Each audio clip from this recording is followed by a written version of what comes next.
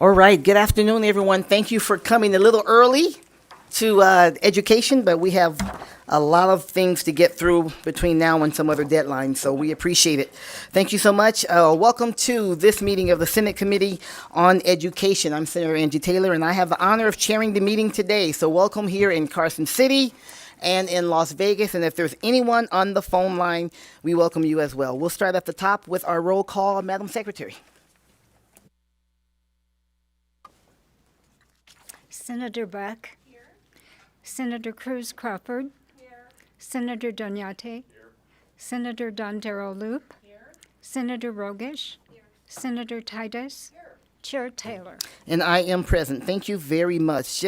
We have have a lot of folks here, and we'll have some folks here who may not have been able to attend the meeting before now, so we'll go over a little bit of housekeeping. Of course, not a surprise, we'd like everyone to please silence your electronic devices. If you are here to testify, or if you plan to testify, please make sure you've signed in over at the door, and if you have a business card, please make sure you leave that with our committee secretary as well. When you testify, just turn the microphone on in front of you, and make sure you state your name for the record. The first time you testify, please spell your last name, and then afterwards, subsequently, just make sure you say your name before you testify. Each time, we want to make sure that our records are accurately reflected, and if you forget, that's okay. I'll help you and just remind you so that we can get the records to be accurate. We will take public comment at the end of the meeting. We'll take it here live in Carson City. We'll also take it from Las Vegas, and also on the phone line. We will take public comment. You can also call in to testify on the bill. That number, I'll give it to you now, and I'll say it again at the end of the meeting. The number is 888-475-4499, and the meeting ID for today is 89195-180259. That information is also on the agenda. Is also on the agenda, so you can have that there as well. We will have public comment. As I said, your public comments will be limited to 2 minutes, and we'll help you keep time with that. And then finally, we will focus. This is a policy committee. We will focus on the policies that are before us, and we let the finance people take care of that. Right, Vice Chair? Yes. Yes. She gives me that look all the time, so we'll make sure and send all the money stuff to her. We'll send that to her. And then finally, committee members will often have our laptops open in front of us. We're looking at exhibits and notes and other things, so please do not take that as a sign of disrespect or as inattention as we follow along as best we can. Okay, we do have a little other business before we get to the bill hearings on today. First of all, we do have a bill draft request to introduce. We will consider BDR number 34-853. It is an 856. Sorry. Thank you, Jen. This is an act relating to education, repealing certain provisions relating to the requirement that a consultant selected by the State Board of Education review school districts based upon certain financial management principles and providing other matters properly relating thereto. This is simply to introduce the BDR. Remember, committee members, as we vote on this is not a vote to say that you support or don't support the BDR, simply to get it introduced. So I will entertain the motion to introduce the BDR at this time. So moved. Thank you, Vice Chair. We have a motion to introduce it, and then the second from our Vice Chair, a second from Senator Titus. Any discussion? All right, seeing none, all those in favor, please indicate so by saying aye. Aye. Any opposition? All right, the motion is carried, so we will get that introduced and get that in the pipeline. The next thing that we want to do today is we have our first work session today. Our first work session. In doing our work session, what we will do is I'll remind you of the bills that these are bills, of course, that we have already heard. And today we will have a work session to take action on measures that we've already heard in previous meetings. It's not customary for committee members to take testimony, or in other words, rehear the bill, because we've already heard the bill during the work session.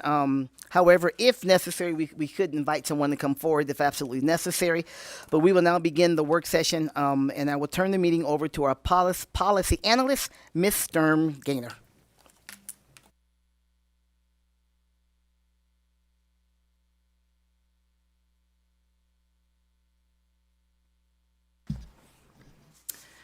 Thank you, Chair Taylor. Jen Sturm Gaynor, Committee Policy Analyst, and as a reminder, as nonpartisan staff, we neither advocate for or against any measure. The first bill on work session today is Senate Bill 38, which was presented by the Division of Emergency Management of the Office of the Military on February 12th. The bill authorizes the Division of Emergency Management to disseminate school emergency operation plans or updates or approve deviations of these plans to a local public safety agency in certain circumstances, including 1, in the event of an act of terrorism or related emergency, or 2, for emergency preparedness, coordination, and response efforts. And there are no proposed amendments at this time. Okay, thank you, Ms. Sturm Gaynor. I will entertain the motion on Senate Bill 38. Second. We have a motion. Thank you, both senators. Motion by Senator Titus, seconded by Vice Chair Dondero Loop. Is there any discussion on the motion? No discussion? Okay, all those in favor, please indicate so by saying aye. Aye. Is there any opposition? Okay, the motion is due pass, and we will assign the floor statement to Senator Cruz Crawford. Thank you very much, Policy Analyst Sturm Gaynor. You can be a senator. Thank you, Chair. Jen Sturm Gaynor, Committee Policy Analyst. The next bill on work session is Senate Bill 45, which was presented by the Department of Education on February 10th. The bill revises the calculation of the limit on the grant amount to school districts and charter schools for career and technical education programs by providing that the limit is based on the proportion of pupils enrolled in advanced courses within a CTE program rather than the proportion of all pupils enrolled in CTE programs. The bill is introduced, also eliminates the requirement that the Board of Trustees of a school district. I'm sorry, we're going to pause you just a moment. We don't have that bill. SB 45? It's okay, well, we do. So please refer to your work session documents, and please go ahead. Okay, thank you. Thank you, Chair. Jen Sturm Gaynor, again, Committee Policy Analyst. The bill is introduced, also eliminates the requirement that the Board of Trustees of a school district and governing body of a charter school that offer a work-based learning program to submit a report containing certain work-based learning program information. There was one proposed amendment. Chair Taylor proposed an amendment to mirror the list of federally required work-based learning reporting metrics into NRS rather than removing the reporting requirement. Okay, thank you very much, Ms. Sturm Gaynor. I will entertain the motion to do pass Senate Bill 45. So moved. Okay, actually, let me stand corrected. It's amend, because we do have an amendment. It's entertain the motion to amend and do pass Senate Bill 45. Amend and do pass. So moved. Okay, we have a motion by Vice Chair Dondero Loop and a second from Senator Titus. Any discussion?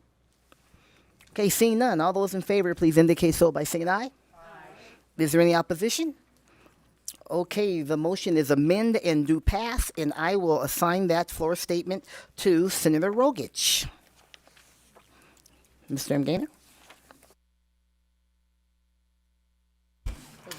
Thank you, Chair. Jen Sturm Gaynor, Committee Policy Analyst. The next bill on work session is Senate Bill 52, which was presented by the Department of Education on February 19th. This bill authorizes a pupil who would otherwise be retained in grade 3 to receive a good cause exemption for promotion to grade 4 by demonstrating the mastery of reading academic standards for grade 3 rather than beyond grade 3. The bill also requires the Board of Trustees of each school district to determine the percentage, in addition to the number, of certain pupils enrolled in the school district and revises the definition of long-term English learner for reporting purposes. And at this time, there are no proposed amendments. Thank you so much. I will entertain the motion to do pass Senate Bill 52. So moved. Thank you, Vice Chair Dondero Loop. The second, was that Senator Cruz Crawford? We have a second. Any discussion? Okay, seeing none. All those who vote to do pass, please indicate so by saying aye. Aye. Any opposition? Okay, the motion carries. It is do pass as is, and I'll assign this floor statement to Senator Buck. Mr. Gaynor? Jen Sturm Gaynor, Committee Policy Analyst. The next bill is Senate Bill 176, which is sponsored by Senator Doñate, and the bill was heard on March 3rd. Senate Bill 176, as introduced, requires pupils enrolled in a career and technical education program for certain healthcare professions to take the corresponding licensure or certification exam for that profession to receive credit for the program.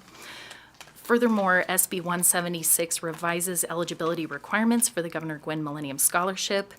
And there were several proposed amendments for this bill, so I'll go over those now. Senator Doñate proposed the following amendments. 1, eliminate provisions contained in the bill as introduced relating to the Governor Gwynn Millennium Scholarship.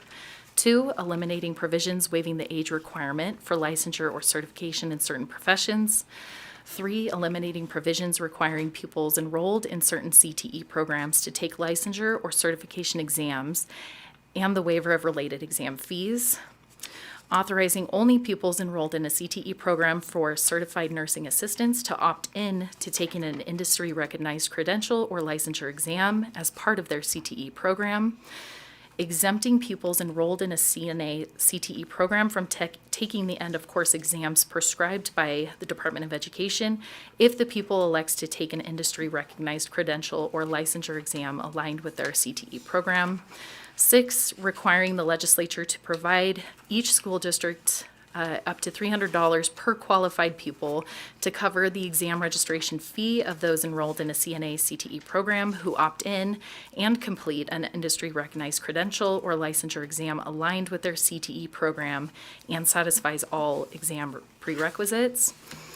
7, requiring school districts offering related programs to coordinate with the relevant licensing entities to establish the process of dispersing these funds, facilitate the administration of the exams at approved sites, provide relevant information to eligible pupils, and ensure equitable access for eligible pupils.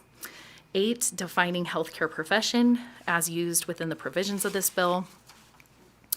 9, appropriating $148,800 for this 2-year pilot program to the Clark County School District, Elko County School District, Lyon County School District, and White Pine School District to be used to assist pupils in a CNA CTE program to cover the cost of corresponding certification and licensure exams. And finally, changing the effective date for various portions of the bill, including applying the provisions related to pupils who opt in for the licensure or certification exam to those enrolled in CNA CTE programs during the school years 2026 to 2027 and 2027 to 2028. And then the proposed, that was the summary of all the proposed amendments that is attached to the bill page as well. Thank you, Ms. Gaynor. We have those amendments in front of us and have had an opportunity to review them. I will entertain the motion at this time. Oh, yes, please, go ahead. Senator Titus? Thank you, Madam Chair. I think I want to just clarify with these amendments. I know during the bill hearing itself, I was concerned that this didn't include any charter schools that might have nurses' aid programs and worried about the potential costs. And again, so 2 questions, the charter schools and the potential costs. Thank you, Senator Titus. I'll turn it over to Senator Doñate, who's the bill sponsor, to answer the first question. The second question is a finance question. And so we'll leave that to the Finance Committee. Please, Senator Doñate. Thank you so much, Chair. Just to confirm, I did have a conversation offline with the Board of Nursing. At this time, there are no programs, CNA programs for charter schools, and so they would not be applied to this program, to this pilot program. Thank you, Senator Doñate. Okay, at this time, I will entertain the motion to amend and do pass, if that's the pleasure of the committee. So moved. I have a motion to amend and do pass from Vice Chair Dondero Loop. Is there a second? Second from Senator Doñate.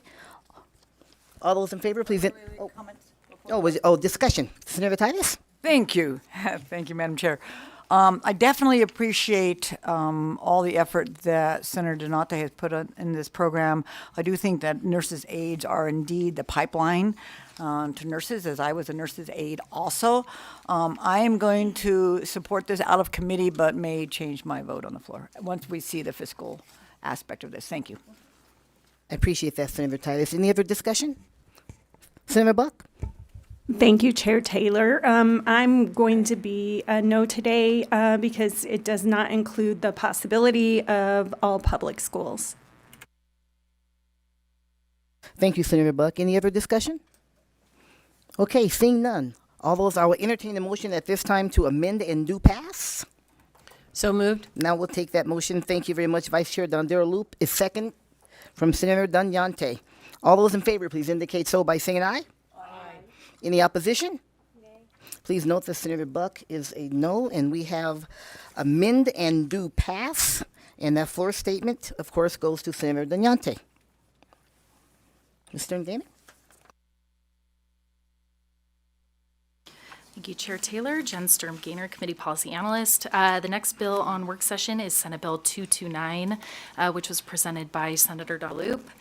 The bill changes certain requirements for a student to qualify for a state seal of financial literacy, including lowering the grade point average that a pupil must earn from 3.25 to 2.5 on a 4.0 grading scale, or from a 3.85 to a 2.5 on a weighted GPA scale. And 2, revising provisions by which a student may demonstrate proficiency in financial literacy. Finally, SB 229 changes the requirement that the Board of Trustees of each school district and the governing body of each charter school ensure financial literacy instruction is provided to students in kindergarten and grades 1 through 12 rather than grades 3 through 12, and that the related teacher professional development is provided and resources offered through certain partnerships are encouraged. And at this time, there are no proposed amendments. Thank you, Ms. Sturm Gainer. I will entertain the motion at this time to do pass Senate Bill 229. Moved by Senator Dunyante. Is there a second? I'll second. Seconded by Senator Cruz Crawford. Is there any discussion? Madam Chair? Please go ahead, Senator Titus. Although I definitely appreciate financial literacy, I'm concerned about lowering standards, and I will be a no on this bill. Thank you. Thank you, Senator Titus. Any other discussion? Senator Buck? Thank you, Chair Taylor. I'm going to go ahead and be a yes with my reserve of my right to vote no on the floor. I am with my colleague on lowering standards. However, I'm kind of wavering on the fact that we want to get as many students, even with low GPAs, the financial background that they need. So I will be a yes today, but reserve my right for the floor. Thank you, Senator Buck. Vice Chair Dondero Loop? Yes, thank you, Madam Chair. Just as a clarification, we are not lowering standards on anything. This is a certificate or a seal that will go on their diploma. This is not lowering their total GPA. This is saying in this area only. I think I used the Scout badge the other day as an example that you achieve certain things and you get this seal. So we are wanting to encourage more children to be involved in these programs. Thank you, Vice Chair Dondero Loop. Any further discussion? Senator Cruz Crawford? Thank you so much. I did want to stay in the state of Nevada for SBAC reporting. 60% meets proficiency. So this is significantly higher than our proficiency standards. Nationally, people that do have the seal of completion, completing classes and coursework at meeting achievement, do have a standard of a GPA of just that coursework. This standard is higher because it's a total GPA for all of their high school classes. So I just wanted some comparisons on how we show meets both in our state and nationally. Thank you. Thank you, Senator Cruz Crawford. Is there any further discussion? Seeing none, I will entertain the motion to do pass Senate Bill 229. I think we did that. Oh, we did that already? Yeah, we did that. We had Donate was the do pass. Okay. Oh, And we had discussion after. oh, after. Oh, that's weird. Okay. All right. After. That's weird. Okay. All right. Well, keep moving. Keep moving. Keep moving. Senate Bill 245. Ms. Stern Gainer? I thought we. Okay. All those in favor of do pass Senate Bill 229, please indicate so by saying aye. Aye. Is there any opposition? Nay. Okay. Thank you very much. Senator, please note that Senator Titus is a nay, and it is do pass, and we will assign that floor statement to Senator Dondero Loop. Ms. Stern Gainer? Thank you, Chair. Jen Sturm Gaynor, Committee Policy Analyst. Our last bill on work session today is Senate Bill 245, which was presented by Senator Lang on March 10th. The bill creates the Advisory Council on Civics Education within Nevada's Department of Education and requires initial members to draw lots to stagger their initial terms. The council must assist the superintendent of public instruction with the development and implementation of the state seal of civics program and develop and set forth program criteria. The bill also requires the superintendent, in consultation with the council, to adopt necessary regulations to carry out the provisions of the program. The superintendent may apply for grants or accept gifts, grants, or donations to support the program. Additionally, SB 245 changes the academic requirements for a pupil to be eligible to receive the state seal of civics by lowering the grade point average a pupil must earn from 3.25 to 2.5 on a 4.0 grading scale, and requires a score of at least 80% rather than 90% on the civic exam to demonstrate proficiency. The bill also appropriates $20,000 to the Nevada Center for Civic Engagement to raise awareness of civics education programs and create awards in areas of civic education. At this time, there are no proposed amendments. Thank you, Ms. Stern Gaynor. I will entertain the motion at this time to pass Senate Bill 245. So moved. Thank you, Vice Chair Dondero Loop. Is there a second? Second by Senator Danyante. Is there any discussion? Ma'am? Please, Madam Senator Chair? Titus. Thank you. Again, I'm going to be a no on this bill. I support civics education. I think it's critical that we continue it. Again, regardless of what the response will be to this, my comment, I feel that we're, again, lowering GPAs, we're lowering the percent to pass. Additionally, in a day and age where we have identified that we have too many advisory councils, we have too many committees, we're creating yet another advisory council. And so I'm going to be a no on this. Thank you. Thank you, Senator Titus. Senator Buck? Thank you, Senator Taylor. And I will be a no today because it does not include voices of all public schools and all public entities in education. Thank you, Senator Buck. Any further discussion? Okay, seeing none, I will now, we have the motion, so all those in favor of do pass Senate Bill 245, please indicate so by saying aye. Aye. Any opposition? Thank you. Please note nays from Senator Titus and Senator Buck. And we will assign that floor statement to Senator Lang. Okay, that completes our work session for today. Thank you very much, everyone. Thank you, Ms. Stern Gaynor. Okay, we have two bills in front of us to hear today, two hearings. We have Senate Bill 318 as well as Senate Bill 322. I'm the sponsor of Senate Bill 322, so we're going to do that one first. And then we will go on to Senate Bill 318. So while I present, I will turn the meeting over to our Vice Chair Dondero Loop.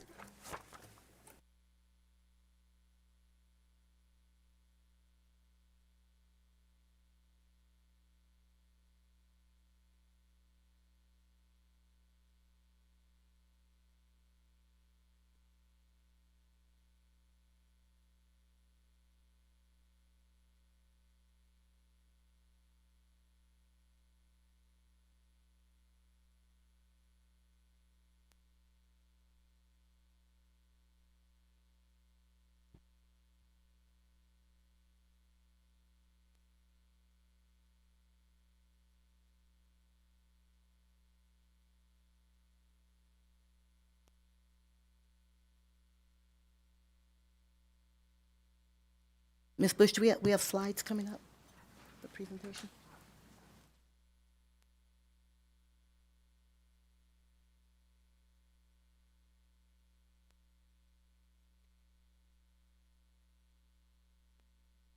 Oh, no, I didn't just.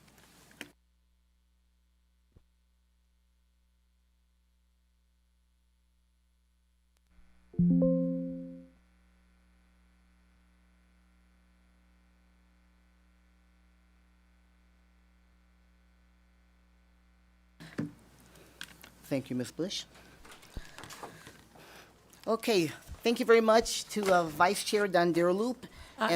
Senator Taylor, if you'll give me just a second, I will open the hearing. Oh, I'm sorry. I thought I did that. Okay, I my know. bad. I'm a little excited about getting this in today, so, okay. I know, it's a little bit of a Charlie Foxtrot when we change gears, right?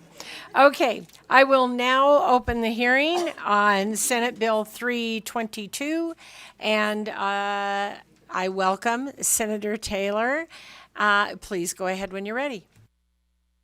Thank you, Vice Chair Loop, and thank you to the committee. I'm really looking forward to this opportunity to present Senate Bill 322. I am Angie Taylor, Senator Angie Taylor, and I proudly represent Senate District 15 in Washoe County. This bill requires certain training for every member of the Nevada System of Higher Education Board of Regents to provide them with necessary knowledge and tools to effectively govern in this role. I'll do a brief introduction and then turn it over to my intern, Ms. Fiona Perot, with your permission, Madam Vice Chair, and then she'll quickly take us through the bill, and then we'll go from there. Okay, thank you. Okay. Okay, a little bit of background on this bill. Again, Angie Taylor for the record. We have 13 elected regents with constitutional status. We have 2 research, and they oversee 2 research universities, 1 state university, 4 community colleges, one research institute. They're responsible for setting policies and approving budgets and setting the direction for the Nevada System of Higher Education, or NCHE, as we also affectionately call it. Okay, the scope. The scope of their responsibilities is to set priorities and approve budgets. I mean, that's very simply said. They hire all of the institutional presidents. They have oversight of 2 medical schools and 1 law school, and they have a fiduciary responsibility for the system, all those institutions that I just mentioned. The purpose of the Board of Regents is to ensure the highest standard and uphold the highest expectations of accountability, of transparency, of quality, and of trust. And that's what this bill endeavors to continue to do. Why Senate Bill 322? Well, I'm glad you asked me that question, or you were going to. Why Senate Bill 322? That's how I know I have the best vice chair ever. Right now, Nevada Revised Statute 386.327 requires training for school board trustees. As legislators, additionally, we know that we have required training as well, but there is no similar requirement for members of the NG Board of Regents. This bill was similar to Nevada Revised Statute 386.327, but is applied to the Board of Regents. And at this time, I will turn it over to Ms. Fiona Perot, and she will walk us through the bill. Go ahead when you're ready, please. Thank you, Senator Taylor, Chair Don Loop, and members of the committee for allowing me to present today. My name is Fiona Perot, Fiona. Last name is Pereault, and I am here to tell you about Senate Bill 322. So Section 1 of this bill would require every member of the Board of Regents to complete a training. The amount of time and frequency of that training is still being discussed, as is mentioned in the conceptual amendment that just came through. And then, so the training topics will include, these are ones that they are currently already trained in, Nevada open meeting law, public record law, duties and responsibilities of regents, and employment and contract laws. This bill would expand it to include higher ed board governance, elimination of bias and discrimination in education, prevention of power-based violence, regent, legislature, executive branch relations, and best practices for searching, hiring, and evaluating presidents. And then the reporting would be managed by the board secretary, as well as scheduling of the trainings as directed, up to, sorry, hosting account. Yep, up to 2,500 from the hosting account, and then the conceptual amendment, I believe it is also mentioned it would be published, yeah. Thank you, Ms. Perot. I'll take the conceptual. Sorry, Angie Taylor for the record. Thank you, Ms. Perot. I'll take the conceptual amendment. I've been working with members of the Nevada System of Higher Education Board of Regents, in particular the Chancellor. And so we're still working on a few of the details in terms of the frequency of the training and the numbers of hours. We are also working with other stakeholders to make sure we land in a place that makes sense. We're very, very close. We tried to get it done by today. We're very, very close. And so I feel very confident that we'll land in a place that requires the training of our regents and supports them in their endeavor, again, for transparency, for trust, and for accountability. That being said, Madam Chair, we are ready to take any questions that you may have. Thank you so much. Thank you so much for that presentation. And do I have any questions? Senator Titus, please go ahead. I guess I need a little, thank you, Madam Vice Chair. I need a little bit more insight of what was the history behind the need for this bill. I'm glad you asked me that question. The onus from the bill, I mentioned that a little bit earlier, and well, I don't need to go back there. But in terms of our governing bodies, right, from a state standpoint, our Board of Trustees for our Washoe County School District, Clark County, so all 17 districts in the state have required training, and as well as we do as legislators, and with the scope of the responsibilities that they have in the Nevada System of Higher Education. And additionally, when we look at the things that we see publicly and the challenges sometimes that boards have, then adding some training to that from a governance standpoint is something that we think will strengthen it. As a former member of the Washoe County School District Board of Trustees, when this body passed mandatory training for the Board of Trustees, it helped us. It really did help us, and part of the help was it opened some doors for us to work better together. And additionally, which I think is really important, it helped us to be able to earn more confidence and more credibility and more trust from the community that we serve. And from my standpoint, I thought that was something that our Board of Regents could benefit from as well. Follow up on that, Madam Vice Chair? So thank you for that, and I appreciate that, but the Board of Regents has been in existence since 1864 when we started our state, from my understanding, and we have had other entities have mandatory training, but that wasn't addressed, and so I was just wondering, it's still not clear to me, was there an incident, or are you just trying, is there any other state agency that maybe needs also education? Is this the only one that was left that doesn't have any mandatory training once they're elected? Do all other elected officials, I know certainly judges like justice of the peace are required to do judicial training. I'm looking at the broader scope instead of just picking out one agency to mandatory training, because I agree we have mandatory training. I think it makes us all better at our jobs. Is this the last one out there, or are there other state agencies?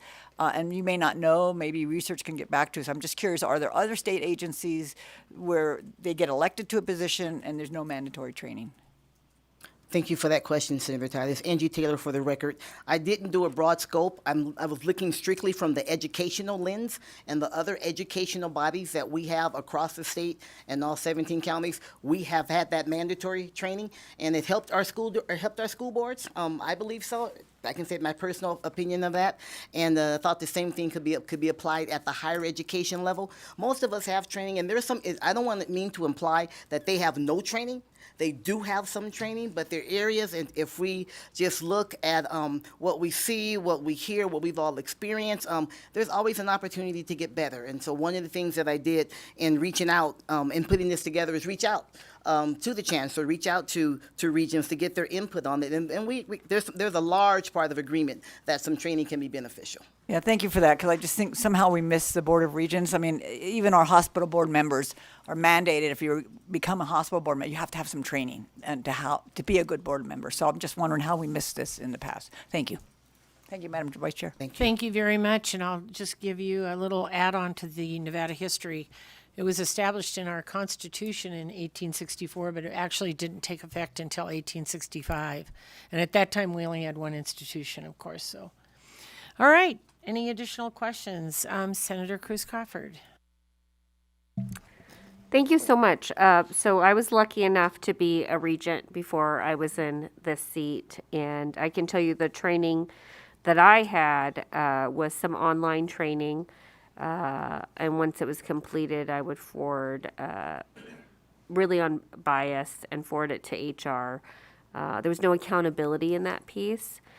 And I think this is very necessary because there's a lot of confusion from the board members on the way in, from inward. Is a lot of us didn't really understand what the scope of practice was. A lot of it was, there was a lot of governance issues, and so getting training on what the purpose is and how they work interconnected with other agencies.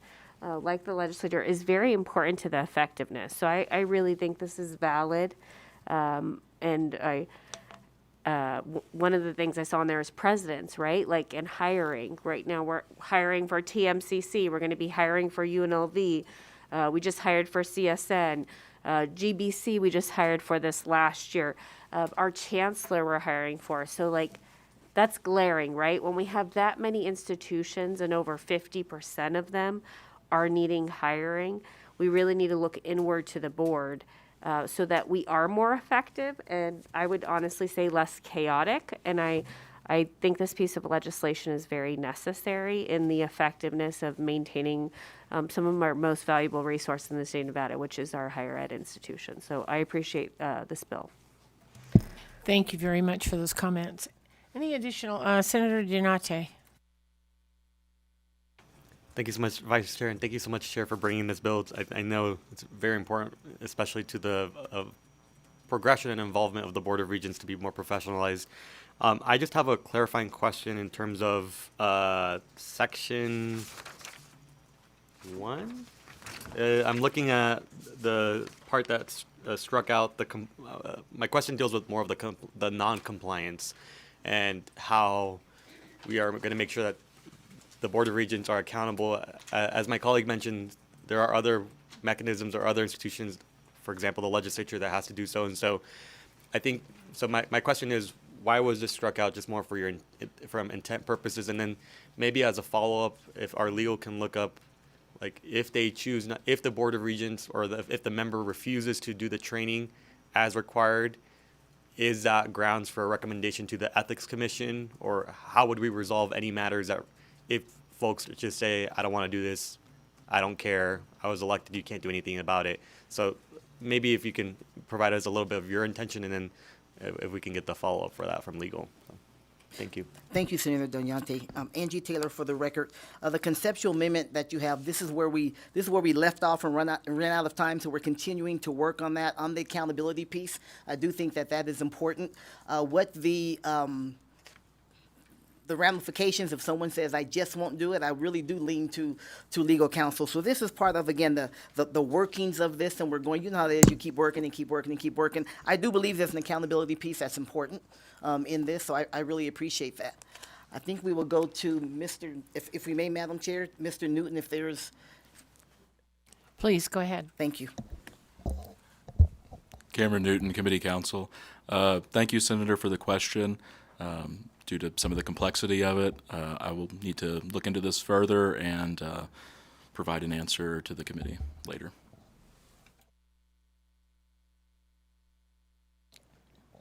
All right, any additional questions from the committee or comments? All right, thank you. If you will step back, then we will call forward those in support of Senate Bill 322.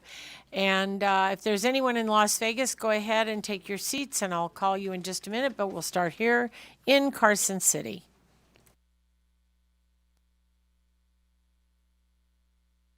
Please remember to state and spell your name for the record. Hi, thank you, and good afternoon, Vice Chair Don Daraloop, members of the committee. For the record, my name is Trevor Parrish, spelled P-A-R-R-I-S-H. I'm the Manager of Government Affairs for the Vegas Chamber. We're in support of Senate Bill 322, as additional training will help improve accountability for the board and provide parity across our educational landscape. We'd like to thank the sponsor for bringing this forward, and we thank the committee for your time and consideration of this measure. Thank you. Thank you very much. Go ahead, please. Good afternoon. Thank you, Vice Chair Dondero Loop. For the record, my name is Patricia Charlton, Charlton, and I serve as the Interim Chancellor of the Nevada System of Higher Education. I too want to extend my appreciation to Senator Taylor, the bill sponsor and chair of this committee, for the opportunity first to be here today and to work in consultation with Board Chair Carvalho on the opportunity to have this ability to work through the amendments. We just literally ran out of time. That was it. And so today I'd like to provide support for the bill with amendments. Please go ahead. Good evening. I'm Vice Chair Dondero Loop. Members of the Education Committee and members of the public. My name is Jose Baralera, and I'm a third-year honors college student pursuing political science, public policy, and public communication and advocacy from the University of Nevada, Las Vegas, as well as a member of the seasoned undergraduate student government, where I currently represent our largest academic college, the College of Liberal Arts. I'm here today to express my support for SB 322, which seeks to implement critical reforms in the governance of our state's higher education system. As a student, we depend on the integrity and professionalism of the Board of Regents to make decisions that directly affect the quality of our education, resources, and our future opportunities. Requiring each member of the board to complete training for professional development ensures that our elected higher education leaders are equipped with necessary tools to uphold the highest standards of ethical conduct and decision-making that directly impacts us as students. This aligns with our need for a governing body that is both accountable and well-prepared to handle the complex issues facing our universities. As a member of the student government, I understand firsthand the impact that good governance can have on our student body. We deserve a Board of Regents that is professional, ethical, and dedicated to serving us students first and foremost. Thank you for your time, and I urge you to support SB 322 for the benefit of the students pursuing higher education across the state of Nevada. Thank you. Thank you very much. And please go ahead. Kent Irvin, ERVIN, Nevada Faculty Alliance, the independent statewide association of faculty at our public colleges and universities governed by the Board of Regents. The Nevada Faculty Alliance supports SB 322 as introduced. The legislation would require members of the Board of Regents to undergo training on various topics related to their governing and fiduciary duties. Mandatory training is currently in statute for school board trustees. Regents should have similar requirements. NSHE is a large and complex enterprise. The only requirement to be a candidate for regent is to be a resident of the district, and some new regents have little prior familiarity with NSHE or with higher education. Training topics should include open meeting law, non-discrimination, state and federal laws and regulations applicable to NSHE, ethics for public officials, best practices in governance and board procedures, shared governance in academia, academic freedom, and other topics relevant to NSHE governance and student outcomes. I have observed Board of Regents meetings for years. Frankly, they often struggle with procedural matters, open meeting law, governance, executive searches, and understanding the complex finances, budgets, and employment law. We fervently hope that training will help improve the functioning of the board. The only enforcement stick in SB 322 as written is, frankly, public shaming of regents who don't complete the training, and that's the same as in statute now for school board trustees. The provision in SB 322 as introduced provides nominal compensation for regents for taking time to complete the trainings outside of board meetings. That is reasonable given that most regents have other jobs and responsibilities. Regarding possible amendments, we would be happy to work with the sponsor. Thank you so much. Thank you so much. Any additional support here in Carson City? All right, we'll go to Las Vegas. Anyone in Las Vegas in support of Senate Bill 322? And we'll go to the phone lines. AVH, do we have anybody joining? Thank you, Vice Chair. To testify in support of Senate Bill 322, please press *9 now to take your place in the queue.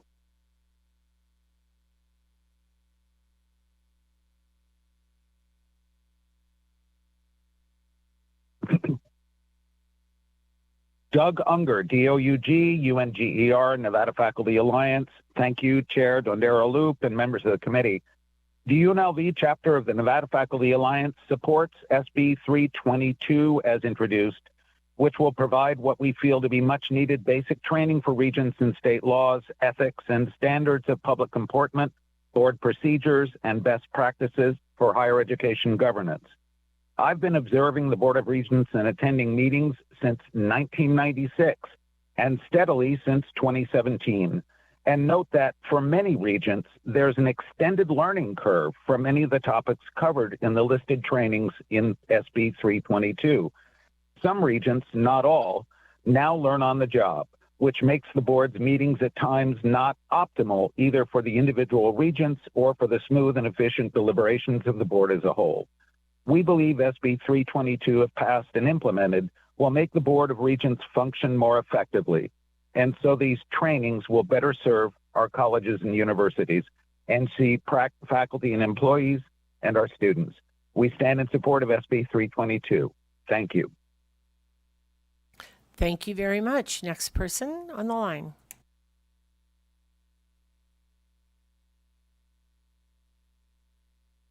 Amy Payson, AMY-PASON, and I'm representing the Nevada Faculty Alliance. I also have served as the Senate Chair for UNR and also the Chair of Chairs in the System of Education. I'm in support of SB 22 because, like our previous caller, I've attended and participated in a number of Board of Regents meetings, and a lot of time and effort is spent on just trying to clarify the scope of work, the authority of the board, and other procedural issues. Having some training not only in statute will allow us to have some accountability, some better clarity and understanding about the roles of the regents, and overall will help us better serve our students. Thank you. Thank you very much. Next caller. Once again, we are in support testimony of Senate Bill 322. To provide support, please press star 9 to take your place in the queue. Chair, we have no additional support callers at this time. Thank you very much. Then we'll go to opposition. Anyone here in Carson City in opposition? Anyone in Las Vegas in opposition? Anyone on the phone lines, please, AVH. To testify in opposition to Senate Bill 322, please press star 9 now to take your place in the queue.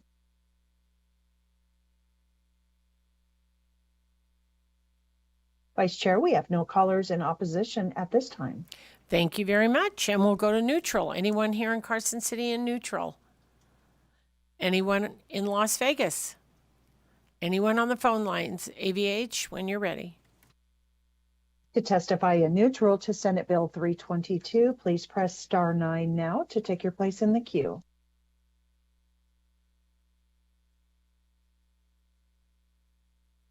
There are no callers in neutral at this time. Thank you very much. And with that, do you have any closing comments, Senator?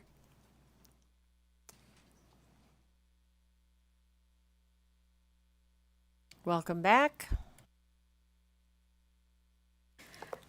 Thank you, Madam Vice Chair, and to the committee. Just let's be clear. My intention in this is to position the Board of Regents so that they can do the best possible job in leading our system of higher education in our state. As I said before, we had a time, and we all remember this, when we had a lot of dysfunction in K-12 in our school boards. Having mandatory training helped us get better. And that is my intention. I would like that same benefit, that same opportunity for the System of Higher Education Board of Regents. Their job is important, and we need them. Thank you so much. I appreciate your support for Senate Bill 322 and look forward to continuing to work with the stakeholders so we can get this across the finish line. Thank you so much, Senator Taylor. And with that, I will close the hearing on Senate Bill 322, and we'll wait just a minute for the chair to get back to her chair and take over.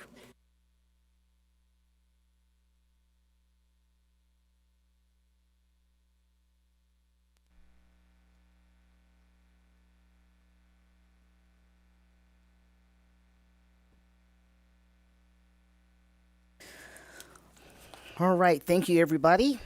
Appreciate that. Thank you so much, Vice Chair. We are now on to the second bill that we will review today. And our bill sponsor just walked in the door right on time, Senator Skip Daly. So we appreciate you, Senator. Please come forward, and he will introduce to us Senate Bill, looks like 245.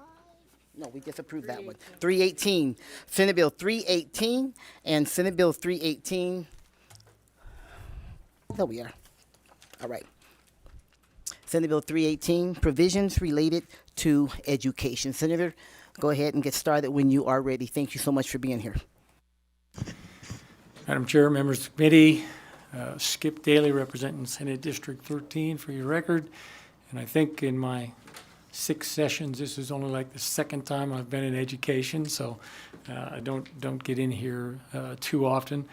So Senate Bill 318 has to do with education, you're correct, but primarily with charter schools and charter school sponsors.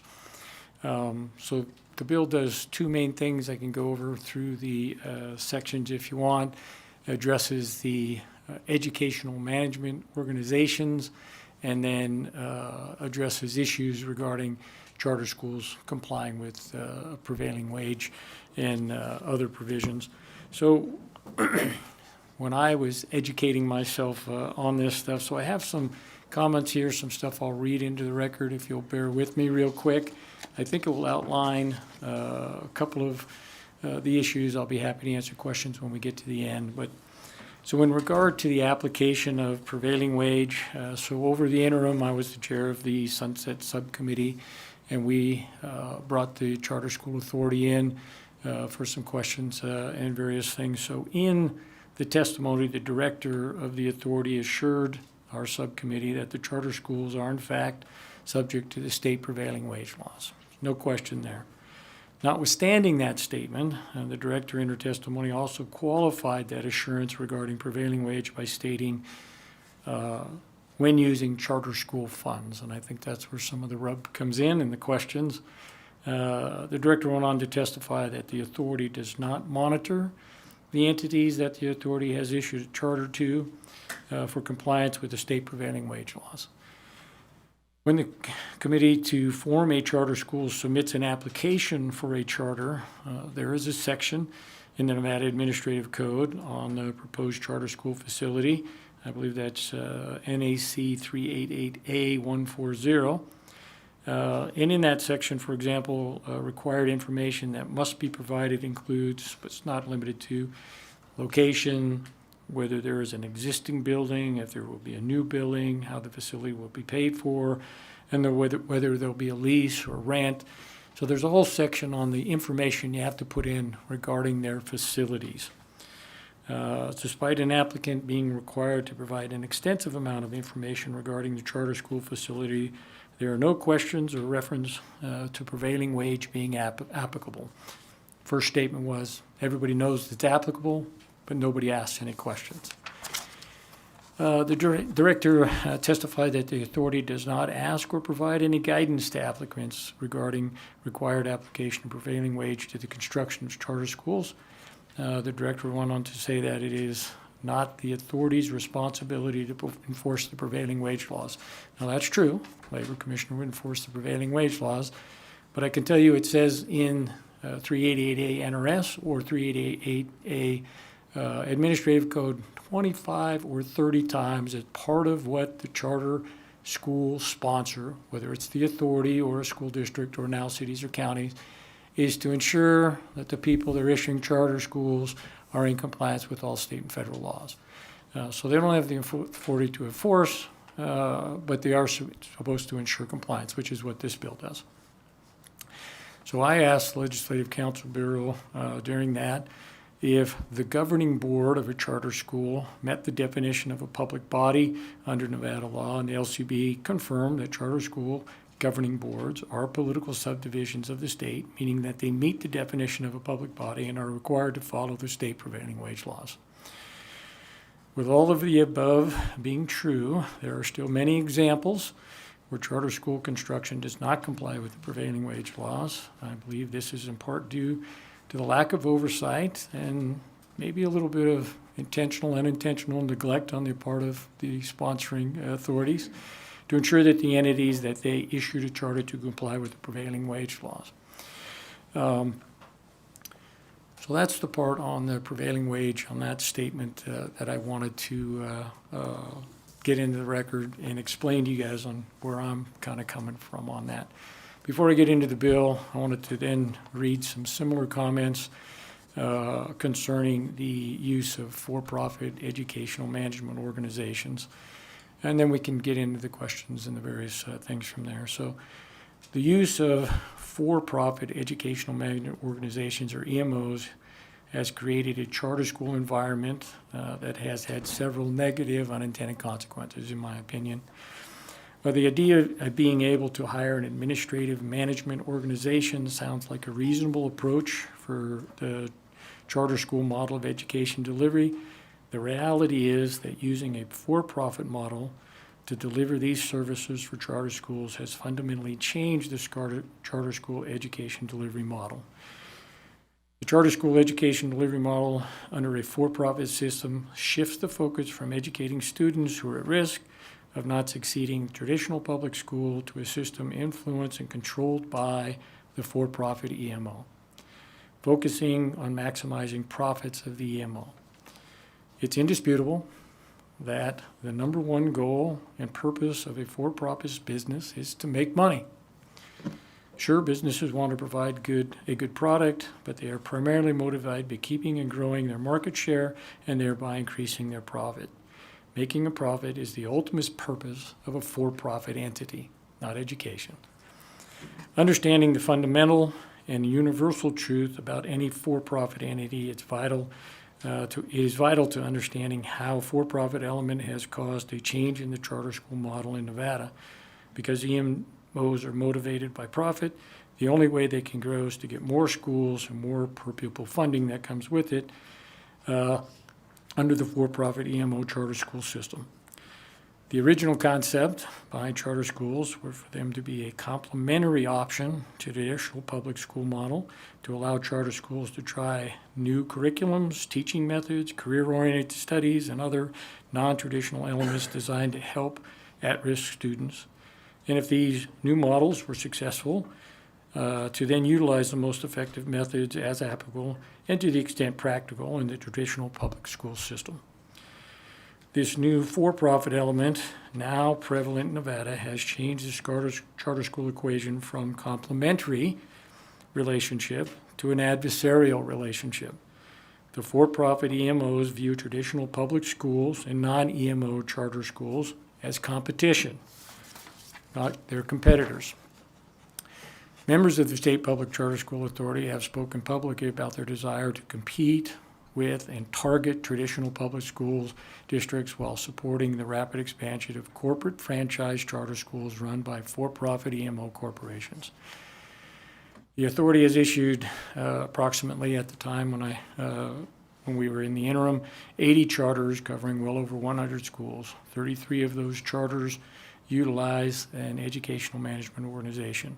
Of the 33 EMO charter schools, 28 have contracts with an EMO called Academica and are essentially run as franchises of Academica's for-profit corporate brands. Academica operates corporate franchise charter schools across the country and under the same corporate brand names, including Doral, Pinecrest, and Matter. Concerns have been raised in several parts of the country over Academica taking public education funds and using those funds through lease and rent agreements to build a primarily publicly funded, privately owned real estate portfolio. Educational management organizations were intended to be just a vendor, providing management services. The current state of the for-profit EMO business model is not to simply be a vendor providing a service to an otherwise independent charter school. Instead, the corporate for-profit EMO business model has the EMO operate as a franchise, where the corporate EMO owns the name under the corporate brand, owns the operation of the school facility. EMOs have evolved into much more than a vendor chosen by a charter school. EMOs essentially own what are supposed to be public schools. So with those comments in mind, when we go through sections 1 through 12, I believe only 4, 10, and 11 do any are different. All of the other sections, I think 1 through 3, 5 through 9, just eliminate the reference to EMOs. So I believe those are all just conforming changes. When we get to, I believe it's section 4 on page 6, we have the blue language where there's the sponsoring authority has to ensure that each charter school complies with the provisions of 338013 to 090 inclusive, and except as otherwise provided in one section is 388A.635, where you can get a financing option through the state. If you use that, you're not subject to the public bidding portion of NRS 338. But if you don't have that loan under that, you're subject to the bidding provisions of NRS 338 as well, and that's what that language talks about there in section 4 on page 6. The next section that I believe is section 10. Let me double check here.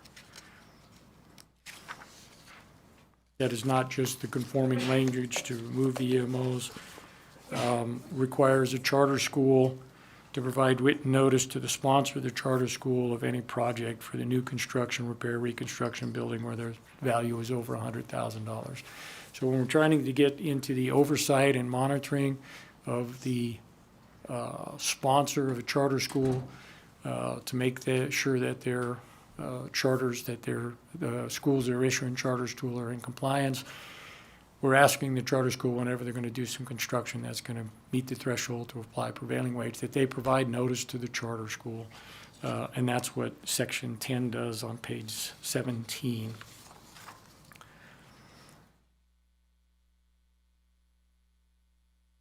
I believe, so then they have that oversight. Once they get the notice, then they're supposed to, in my view, give them some guidance and make sure that they actually comply with following the prevailing wage. Moving to the next section, which I believe is, that's not just conforming language changes. So section 13 on that says that you have to phase out that you cannot enter into a new contract with an educational management organization. That's the part where they're going to be phased out and eliminated, with one exception. If you're within a year, I believe it is, of the contract going to expire, you can renew again for a limited period of time, 2 years, but only one time.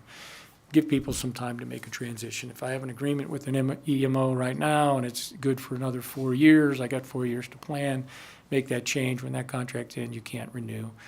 If you only have 1 year left on your contract, I believe that's what it says, then you can renew for up to 2 years to give you time to make that transition.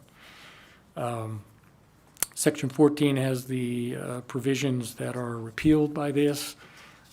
When you talk about the definition of what an educational management organization is, when you go back to the section on what a contractor is, they use that exact language. And there may be, I know some people have pointed out to me that we might need to tighten up the definition of a contractor, because you can have a contractor for a variety of other things. You can hire a contractor or a vendor, if you will, for accounting. And they can do the accounting. That's not what we're talking about.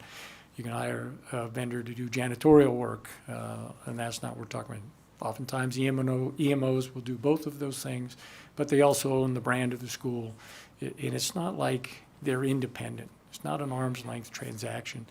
Some of these people that have contracts with EMOs that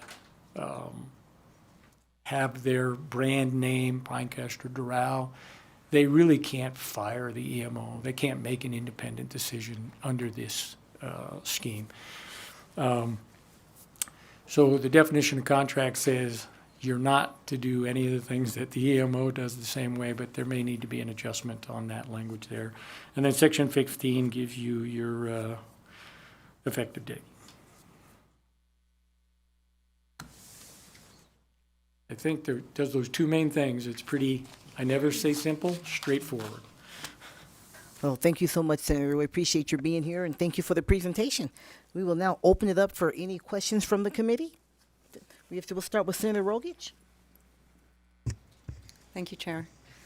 Thank you for your presentation. I have a question with regard to if the charter school is built by a private developer and there's no government funding assistance or reduced pricing of any kind, would that still be considered a public work? And if you ask, I know Skip Daly again for the record, sorry. I know there are several complaints in southern Nevada and at least one in northern Nevada asking those very questions. And it's a difficult one to answer for sure, either direction. People have legitimate arguments to say that it's not, it's privately funded, it's XYZ. I think there's legitimate arguments on the other side that says the governing body, which is the charter school board, is sponsoring this job. In other words, it doesn't get built unless there's going to be a public school.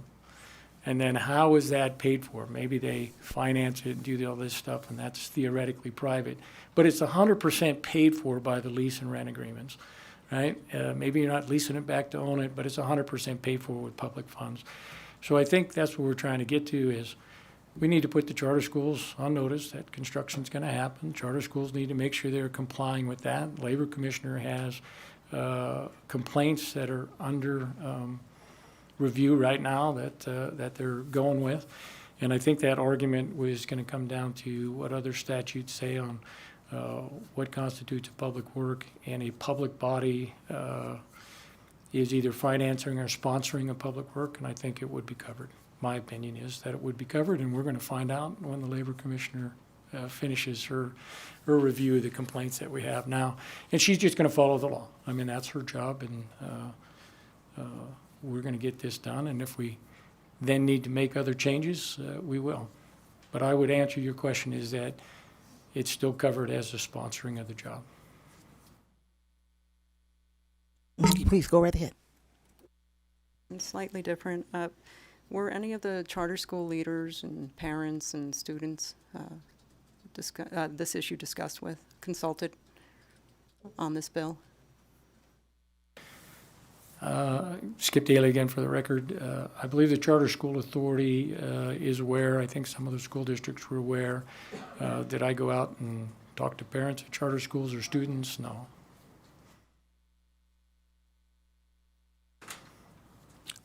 That's it, Senator Rogage. You're good? Okay, all right, thank you. Mm-hmm. Senator Titus? Thank you, Madam Chair. I have a number of questions. Thank you, Senator, for being here today. First, I think it's important to address a comment that you made, and I'm questioning where that came from. And during your testimony on your bill, you referred to the entities or this process as schemes, and so you're on the record of addressing it as these schemes, you said. And I'm just wondering, have you met with the EMOs? Have you met with their corporations? Have you ever investigated it, or has the Labor Commission investigated it, that you would call them schemes on the record? Skip Daly again for the record. EMOs had talked to me a little bit during the Sunset Subcommittee meetings, and I believe they came and testified a couple of times and told me I didn't understand, and I said, no, I think I understand plenty. They have not come to talk to me since this bill has been out. They know where my office is. They know what my phone number is. It's on my website. You can talk to me anytime. Some of what they're doing, and I call not the EMO, and I can clarify if you want, the EMO model for-profit in public schools, just for-profit public schools to me was a mistake, that an experiment that hasn't worked out, unintended consequences. I think the scheme part, and I'll stick with the scheme part, is how they're financing these otherwise public schools by saying, oh, it's all private, we're funding it over here, 100% paid by public funds. That's the scheme, and I'll stick by that. It's a scheme. Okay, thank you. A couple more questions, sir. Ma'am, another thing, you are very passionate, and I appreciate your passion about prevailing wage and workers, getting a fair wage, the prevailing wage. But if I recall, last session, there was a bill to support teacher raises across the board, public school teachers that you supported, but yet you left off charter school teachers. So are you saying that it's prevailing wage is only good for the workers and not the teachers? Skip Daly again for the record. I do remember the bill. I did vote for it. I wasn't involved in the bill. Other people sponsored that. And I do support the public school teachers getting paid, charter school teachers. They're working for a different organization. They're not working for a school district, if you will. In, you know, two different areas, if you will. I support all workers getting paid fair wages and benefits. And it's, you know, if we had the resources, we'd go from there. But those charter schools, I'm told, I've talked to a couple of charter school teachers, one that, you know, might be in this building here as a legislator, who said they're getting paid higher than what they were getting paid at the school district. So I'm not seeing it as that big of a problem. Okay. One more question, if I might, Madam Chair. So you've emphasized for-profit agencies, and I'm just wondering, when schools contract, and we as a state contract with for-profit agencies, we contract in the Medicaid with healthcare corporations for our patients in Medicaid that are for-profit, but yet we do that, and the bills have been supported, the votes have been out there, and when we pass these managed care organizations, and they're for-profits. You're just objecting for the for-profit agencies in charter schools? You don't think across the board the state shouldn't engage in for-profit entities? And where's the concern with the for-profit component? Skip Daly again for the record, and yes, we contract all the time. I've advocated in my position from the laborers union before that they should contract with private companies to build roads and buildings and various things, because the government's, you know, not that good at it sometimes. I kid. But the difference here with the for-profit educational management organizations and the service they provide and the total management deal, owning the brand name. In other words, Pinecrest is a brand name owned by them. These are not arm's length transactions. And that for-profit element on the management and the education and the curriculum and every aspect of what is the educational part, it doesn't exist in other educational organizations. I'm not doing anything or saying that you can't have a charter management organization, which is nonprofit, which does many of the same things. But the motive there is different than hiring a janitor company that's for-profit. Obviously, you're going to do that. But they're not running the school. They don't own the brand. You can hire and fire them. You can hopefully try to get a better deal. If they don't give good service, you can do that. But if you're in a facility that was built under the scheme I referenced earlier, evading prevailing wage, and that's where you're at.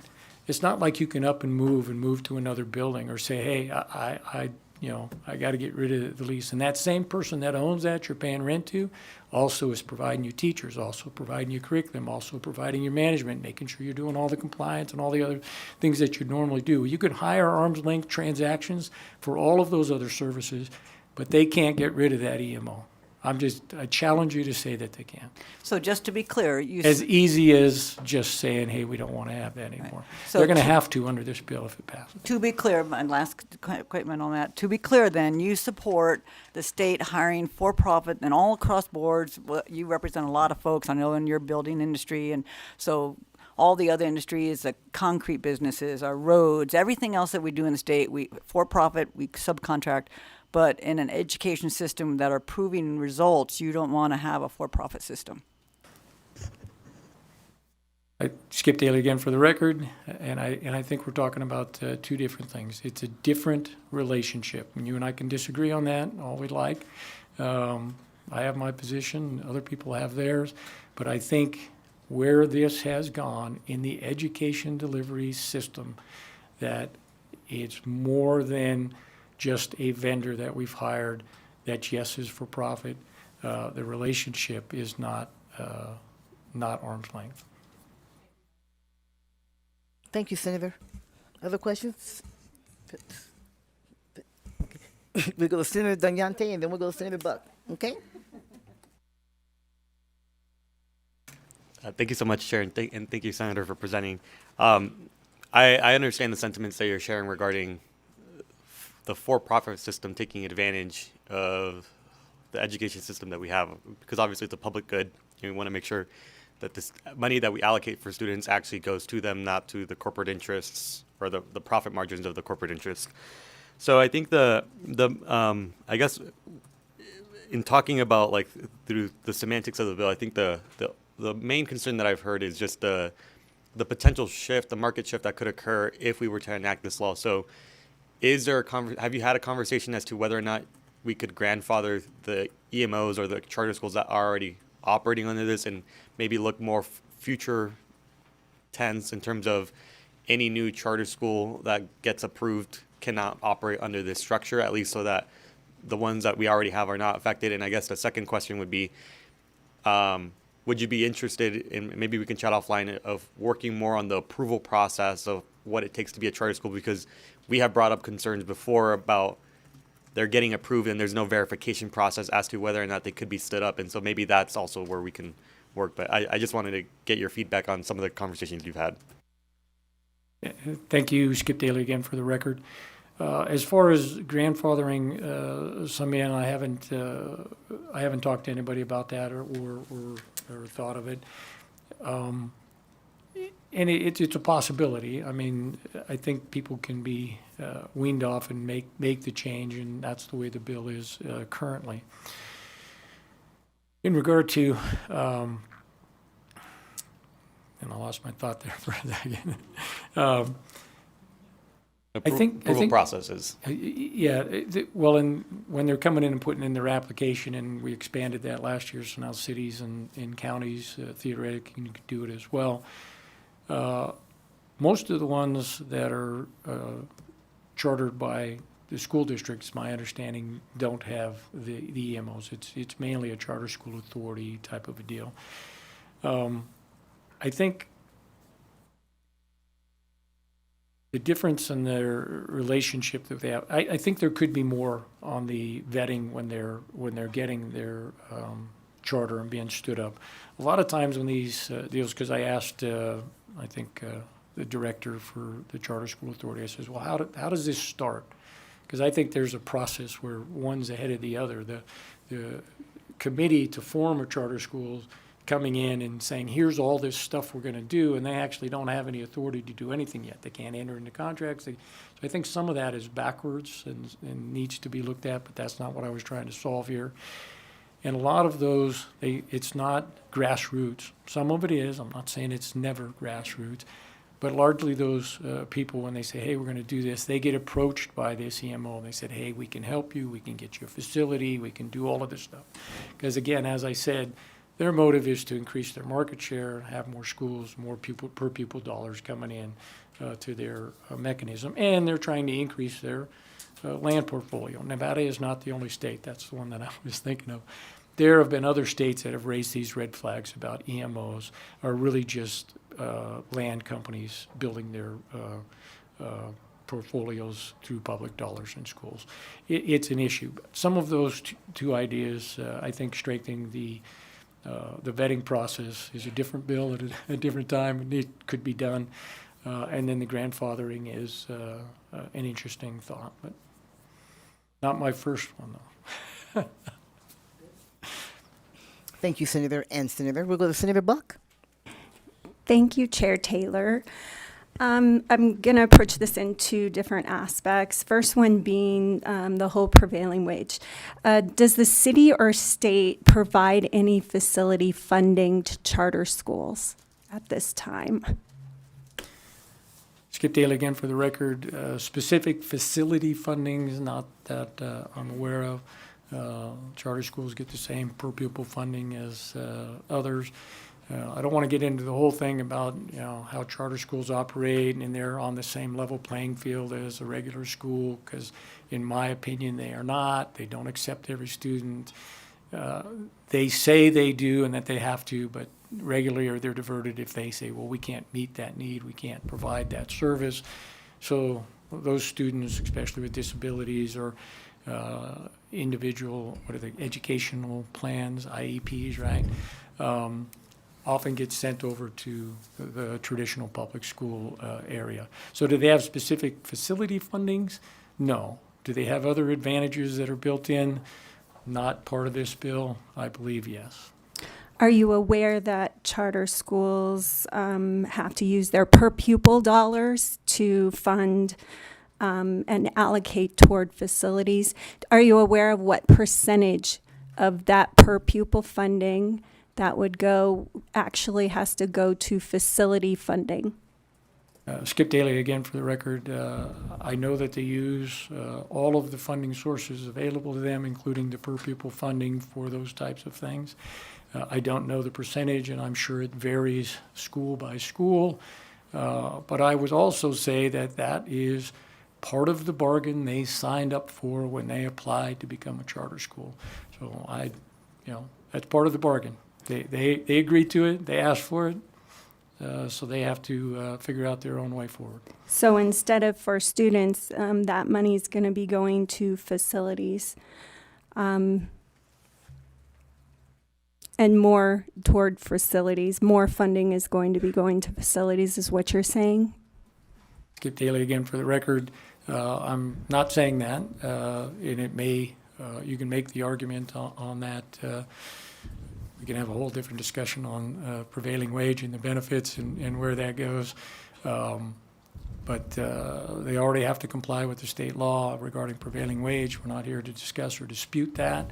So it's also part of the bargain that they signed up for when they applied to be a charter school. And I was wondering too, on the CMO issue, and I want to remind you that you are on record, that it needs to be truthful, because I've lived in both systems, district system for 18 years, the majority of my career, and then now in charter. And so can you explain the governance of a charter school, whether it be EMO or CMO, how that governance works?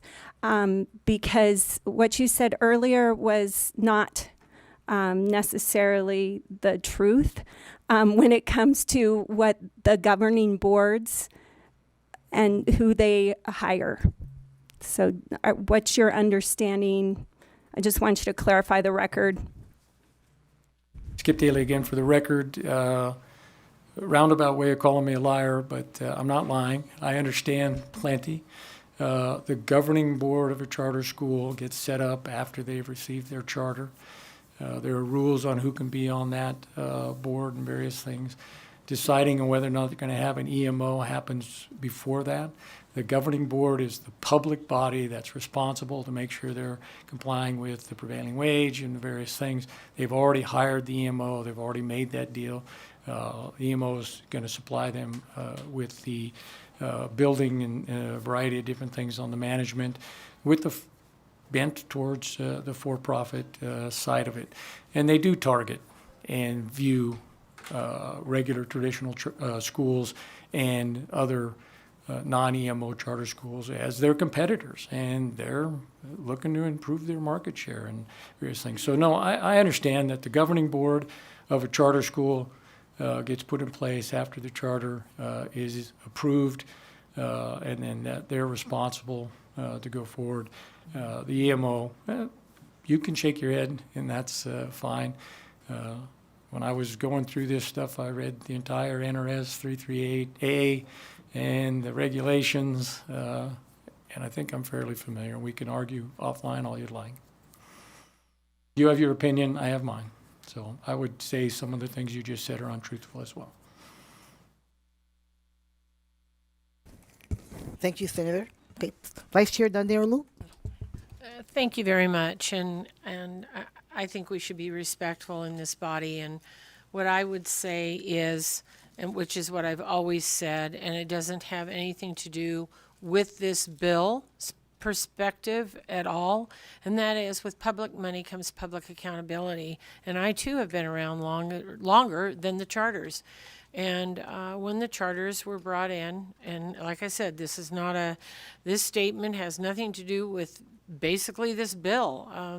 I could be sitting on the fence and tell you the same thing, that when charters first came in to being in Nevada, The whole concept was, which was not a bad concept, was that they would help failing schools or schools that were struggling to meet the needs of their children. Those schools have now been built in my district and other districts in this state that are not failing other public school children.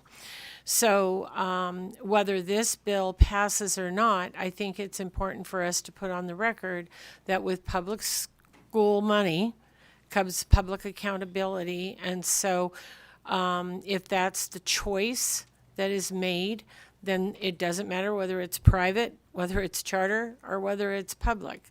There are choices that are made in all those entities, and money is given by the public through the taxpayers to fund our public education. So I thank you for the information on the bill, and I thank you for your answers, and that is it, Madam Chair. Thank you, Madam Vice Chair. I do have a question. Oh, you want to respond, Senator? Please, go ahead. Skip Daly again for the record, and thank you, Senator, for the comment. You're right, and that's well said. Partly, I said it the same way, a little bit differently. Public dollars comes public responsibility, and the original intent of charter schools, well-intentioned, and I think there are some good charter schools that are doing good work, but it was never meant to be adversarial or view traditional public schools as the enemy or a competitor. And that's kind of where we've gone to. And, you know, so some of the experiments that we tried, you know, some work and some don't. And I think the for-profit element has run its course, and it's not working. So, thank you. Thank you, Senator. My question, that's a really good segue to my question. Are you aware of, and I know you enough to know that you've done extensive research in this to see what else is going on. Are you aware of any EMO that is not for profit? Either here or other places? Skip Daly again for the record. So the Educational Management Organization, by definition in the statute, which would be repealed under this bill, says that they're for-profit. I'm not aware of a not-for-profit EMO. I know the Charter Management Organization, and they take a different path on that. They actually have their own charter and then do the school and do some of that, are not for profit. So we have the two elements. And I know the Educational Management Organization for profit was added sometime after the Charter Management Organization, and it's been in place for some time. And when I look at the results of that element in the system and the adversarial view that that a lot of people have, I'm not aware of any, though, to answer your question, that are not for profit. Thank you. Any questions from the committee? Okay. Oh, the microphone started flashing. Okay. Look, I don't know what we have going. Look, we did this before. Okay, this one's on. Okay, thank you, Senator. Yep, thank you, Senator. We appreciate your presentation, and now we will open up. We'll continue the hearing on Senate Bill 318. We will open up the floor for testimony in support of Senate Bill 318. I don't know if there's I see somebody said in Vegas. If you're in Las Vegas and you'd like to testify in support, please go forward to the table if you would. And gentlemen, since you're all three gentlemen here, please go ahead, state your name, and get started when you're ready. Greg Esposito, representing the Nevada State Pipe Trades. I appreciate a few minutes of your time. For the record, I actually sat on the board of a charter school that was opened and designed to help women. It was actually the only school, all-girls school, in a very economically depressed area. And so I've seen firsthand the benefit that charter schools can have when done, as the senator talked about, going into an area where an educational improvement needs to happen.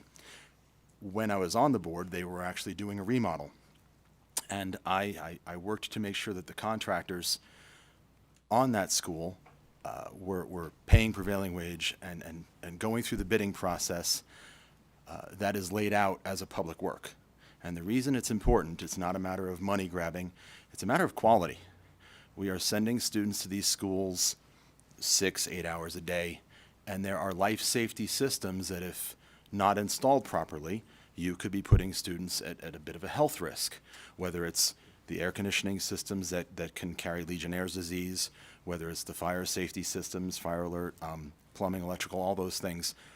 It's important to have the traditional 338 public bidding process in order to assure that the public is getting the best contractors and having the most highly skilled, trained workers on those projects to protect our kids. If you have substandard construction that can easily get hidden as you put your drywall up and put the ceiling up, and you don't know that you're actually poisoning your kids or hurting them. So this, it's not a union, non-union thing. It's a quality of construction, quality of contractor. Usually only quality contractors bid on public works projects, and usually only quality contractors hire people for public, quality people for public works contracts. And so we are in full support of the bill because our kids need those sort of safety protections when it comes to the construction and remodel of those schools. And briefly, I do believe the treasurer has a fund for charter schools to tap into when they need to do remodels and such. So there is a form of public funding that could be tapped into through the treasurer's office. Thank you. Thank you, Mr. Esposito. Please go ahead. Good afternoon, Alexander Marks with the Nevada State Education Association. I'm tempted to say ditto to Senator Daley's entire presentation, but for nearly a decade, NSEA has been asking for greater controls and oversight of charter schools, especially given the separate and unequal dynamics between charter schools and neighborhood public schools. Charter schools were initially promoted by educators who sought to innovate within the local public school system to better meet the needs of their students. We called them incubators of innovation. However, over the last 3 decades, charters have grown dramatically to include a large number of charters that are privately managed and by for-profit education management organizations. These EMOs are largely unaccountable and not transparent as to their operations or performance, and the explosive growth of charters has been driven by billionaire investment and deliberate efforts to ensure that charters are exempt from the basic safeguards and standards that apply to public schools. NSEA is not against charter schools. We're against the profit motive that drives the current charter industry. SB 318 addresses this issue. Chartered for Profit, a report by the Network of Public Education, highlights significant issues with for-profit EMOs. While technically prohibited from directly running charter schools, EMOs exploit legal loopholes that were discussed here today. This arrangement prioritizes profit over student outcomes, leading to cost-cutting measures that can result in lower teacher salaries, higher turnover rates, and reduced student services. Again, for years, we've been working for greater controls and oversight for charter schools. Of particular note was the 2019 proposed moratorium on charter schools. In a political compromise, the legislature amended the bill to require the Charter School Authority to develop and implement a growth management plan. However, with supercharged growth in the charter schools since its passage, it's clear that bill failed to manage the charter growth. To provide some perspective, since the spring of 2019, charter schools growth has grown by over 25,000 students, or 57%. In that same time, district schools have lost over 40,000 students, about 9%. The State Public Charter School Authority is now the second largest school district in the state. This body has recognized many issues with charter schools, whether it's not requiring 100% licensure or this EMO issue. All schools that receive public funds should be held to the same excellence, equity, and transparency standards as our neighborhood public schools. Mr. Marks, will you get your wrap up? NSA fully supports 318, and thanks Senator Daley for authorizing this important piece of legislation. Thank you so much. Our 20 minutes are going to go really fast. I'm trying to get you going, so please go right ahead. Good afternoon, committee and chair. My name is Robert Munson, M-U-N-S-O-N, and I'm here representing the Nevada State Education Association, which has been the voice of Nevada educators for over 125 years in all 17 counties. The NSEA supports SB 318 in order to address the for-profit components of Nevada's charter school industry. As a current classroom teacher in Northern Nevada, I'm witnessing the impact of building a K-12 charter school that is currently being built adjacent to a district elementary school. It is just down the road from a district high school and only a couple of miles from a newly built middle school. We support innovative charter schools that are not contributing to private for-profit management companies that take money out of the state of Nevada. When a student leaves a neighborhood school for a charter school, the public funding for that school goes with them. But the neighborhood school's overhead costs remain the same. Charter schools can exacerbate existing inequalities and inequities by creating barriers to entry for vulnerable students. This could be as simple as students with the greatest support self-selecting into charters, effectively siphoning away students with the most engaged parents, leaving students with greater needs and fewer resources. Also, charter schools are much more quick to expel students with behavior problems and other issues, sending these students back to their neighborhood public schools. This has created a two-tiered system of public education. While the SPCSA authority has worked on these inequities in their student population, charters educate a significantly lower percentage of students with IEPs and students who are low income and English language learners. These are some of the reasons why NSCA is opposed to the expansion of Academica's Matter Academy in North Valleys of Reno. Mr. Munson, I get you that wrap up. Thank you, sir. Thank you. We fully support SB 318, and I'll submit these. Yes, certainly. If you run out of time on the 2 minutes or the 20 minutes, you can certainly submit your written comments to the committee secretary, and she'll make sure that the committee gets them. Thank you so much. Is there anyone else in Carson City? Please come forward at this time. Please go ahead. Good afternoon, Senator Taylor and committee members. My name is Kaylee Krentz, and I'm here with WEA, but representing myself in this personal comment. I'm here today expressing my strong support for SB 318 as both a public school teacher and a parent of students in both the traditional public school and the public charter school system, one of which has been one of the students Mr. Munson mentioned that was denied for behavioral concerns. Nevada is a state unlike any other. Our diversity ranges from one town to the next, and at times even from block to block. I see you, Reno. Our students reflect this diversity in educational ability, socioeconomic status, culture, ethnicity, and so many other ways. For instance, the school I teach at that Mr. Munson was mentioning down the street has over 50 languages spoken at it alone. I think it's around 64. And the language, this type of diversity should be mirrored in our state policies to ensure that every public school, charter schools included, are held to high standards of equity and financial responsibility. As I mentioned, I do have children in the charter school system as well. My beautiful son struggles with sensory processing difficulties and fine motor skill development, but benefits from a specialized learning environment that caters to his unique kinesthetic learning modalities through the methods of Montessori education. This niche program caters to his learning style and has allowed him to thrive and excel academically, even allowing him to be a half a grade level ahead. This is what our diverse student population deserves. This is the way charter schools should operate, by filling a unique need that the local public system may not have the capacity or ability to offer.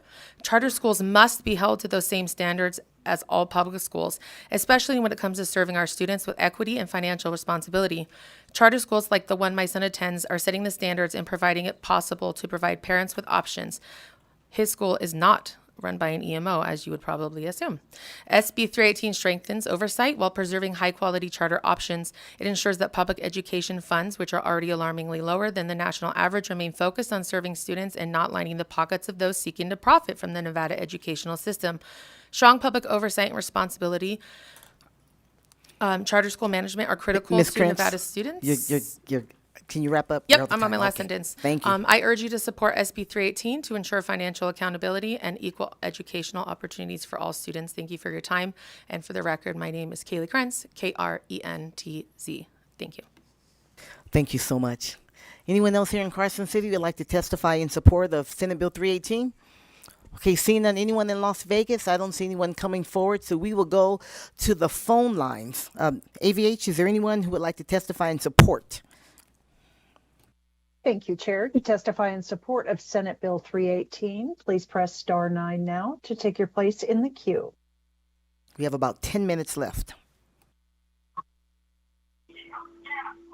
Chair, members of the committee, my name is Shelby Swartz. That's SHELBIE SWARTZ, and I'm the Executive Director of Battleborn Progress. As a CCSD graduate and a parent now, I believe every child deserves a quality education and a system that puts students first, not corporate profits. Charter schools were supposed to innovate within public education, but instead for-profit education management organizations, EMOs, have hijacked the system, siphoning public funds away from our neighborhood schools while facing little accountability. I've seen firsthand how this impacts our kids. While public schools struggle with overcrowding and underfunding, EMOs cut corners, pay their teachers yet less, and cherry-pick students, leaving our most vulnerable children behind. It's not fair and it is not right. SB 318 is a necessary step to rein in these for-profit operators and restore fairness to our tax dollars should support students, not corporate bank accounts. As a parent, I urge you to stand with Nevada's families and schools and support SB 318. Thank you. Thank you so much. We appreciate the call. AVH, who's next? We have 2 additional callers, Chair. Please stand by. Caller, please press star 6 to unmute your phone. You're unmuted. Hello, Please my name is Kaylee. Hello. Yes, please go ahead. My name is Kaylee Ettinger, and I just wanted to say, as a mom, I support this bill. Thank you, Ms. Singer. Thank you so much. Who's next, AVH?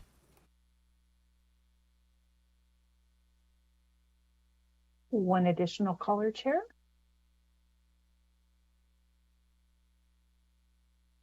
Hello, my name is Brianne in Shapiro. I'm a mother in Nevada, and I'll keep it brief. I support this bill.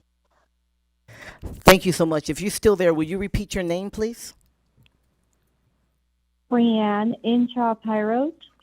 Would you mind spelling your last name so we can get it right? Sure. INTRAPAIROTE.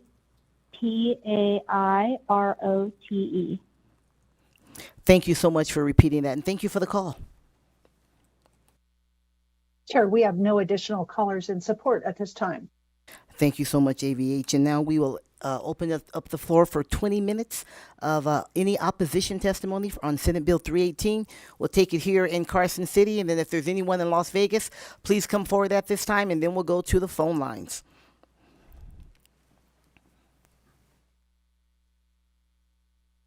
Please go ahead when you're ready.